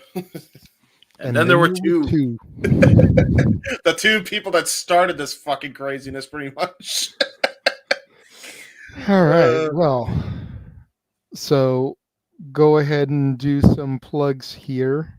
Indeed. Let me see. Are there even graphics loaded? No, not for really. Okay. Yeah, they're not really for anybody else, but Give me a second to load up the graphics for Monday and Tuesday real quick. Yeah, take your time. I will say while you do that, for all those who are watching and enjoyed the new guests, you can follow Ryan on TikTok. I am going to try and search up his TikTok because he sent me in messages ages ago. So let me go and find that real quick. But you can follow DJ on Twitter. That I can give you right away. You can follow him at CornyFan with 2 N's, 8876. He does a show on Twitter called Rock and Ropes. And it's a pretty damn good show. They actually have one with Shamar Saab. JJ and I listened to that. He was the co-host of that Shenanigans over there. And he allows pretty much any persons with all voices to give their thoughts and opinions on wrestling. I really like that show. I've been on a couple of episodes, so definitely go give them a follow. They're really good guys over there. And as far as Ryan goes, let me look up. Pardon me as I try and find this shit. I know it's here somewhere. Give me un moment. Man, I thought it was actually like right away in here. Here it is. There's the TikTok page. No, that's not his TikTok. He just sent me a random TikTok. God damn it. Ryan, I need your TikTok, and I'll have to put it in the description later because I can't find it right away. I thought I could. Never mind. But he does have a TikTok. So right now, you can follow him on Twitter at Schmid for real, which is SCHMID for real. I believe he posts his TikToks on there, and he posts a lot of his wrestling takes on Twitter. So go check him out. Sounds good. We'll go ahead and we'll run through our people here real quick. Indeed. You guys can find me on the YouTube, Instagram, and Twitter at JHebert95 and on Facebook at James C. Van Hebert. That's really cool. And dumb teens on the internets. Go check out that. Go check out my uncle's documentary. Run that up to 2K likes. We're getting closer and closer. Please keep running that up. We should have something to you as far as part 2 in the middle of this month. Go check out episode 22 and episode 23, respectively, of the Twitter War Killing AEW. I did a whole part on that. Might do a part 3. Things might not work out that way, but we're going to try and see how that goes. But those are pretty much all I got to plug. So there you go. Go ahead and follow the Simple Man Noah Foster on Twitter, Instagram, and YouTube at nfoster1916. He's more active on Twitter than anything else, but give him a subscription on his YouTube channel. Let's try and bump his numbers up with everything he does. Yep. Facebook, Noah Foster. Dude's been an MVP for the Simply Reliable Studios, the multiverse of media, pretty much since its inception. Yep. So go give him some subscriptions on his channel. Follow Walter, Rage of Wrestling on YouTube, Instagram walter.cruz.940, Twitter and Blue Sky Walter Alex Crew, Twitch SRS1983. He's actually been getting a little small influx of subscriptions since doing the Japanese wrestling calls this week. So thank you to everybody out there that's been subscribing.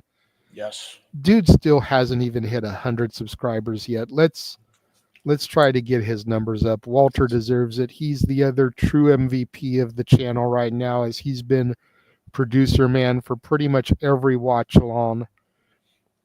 He's been staying up in the wee hours of the morning with Noah, producing and doing commentary.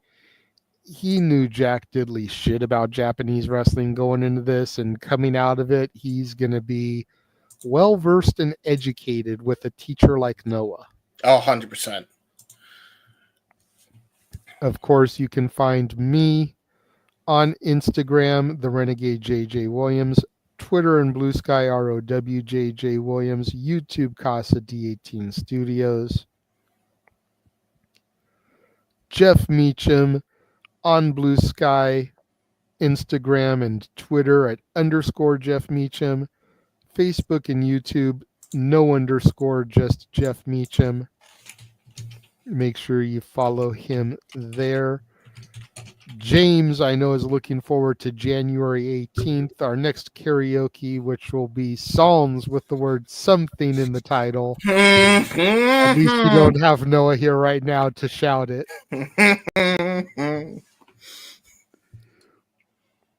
Noah also pointed out that next Saturday will be the open mic night, Saturday Shenanigans 3rd anniversary.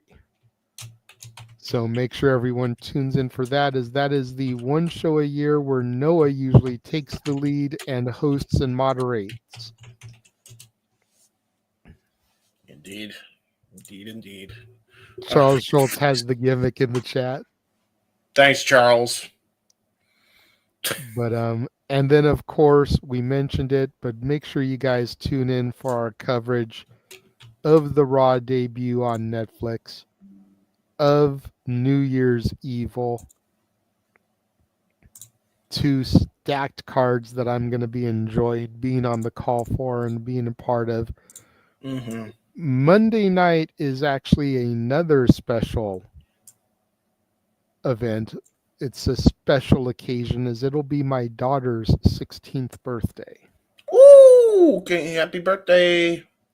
So make sure you guys tune in to send wishes. Any super chats we get that night will go to her.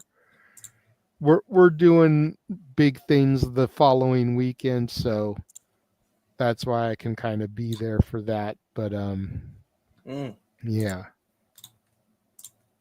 Thank you, Charles. We appreciate the love and the support, as we appreciate from everybody here. Yes. Emmanuel, I saw in the chat. Yep. Datilla popping in that way. Daniel. Yeah, we had a lot of different people, man. We actually had quite a few people in the chat tonight for pretty much what was going to be an unknown panel for the first couple hours. Right. So thank you very much, guys. We appreciate it. So that is going to wrap things up for this evening. Again, thank you all for joining us and tuning in. James, good job on hosting and moderating. Thank you. And until Monday for our next watch along, I am the Renegade of Wrestling, JJ Williams. He is the Heebman, James Hebert. Amen. And we will catch you all next time. Support our boys. Thank you very much for watching, everybody.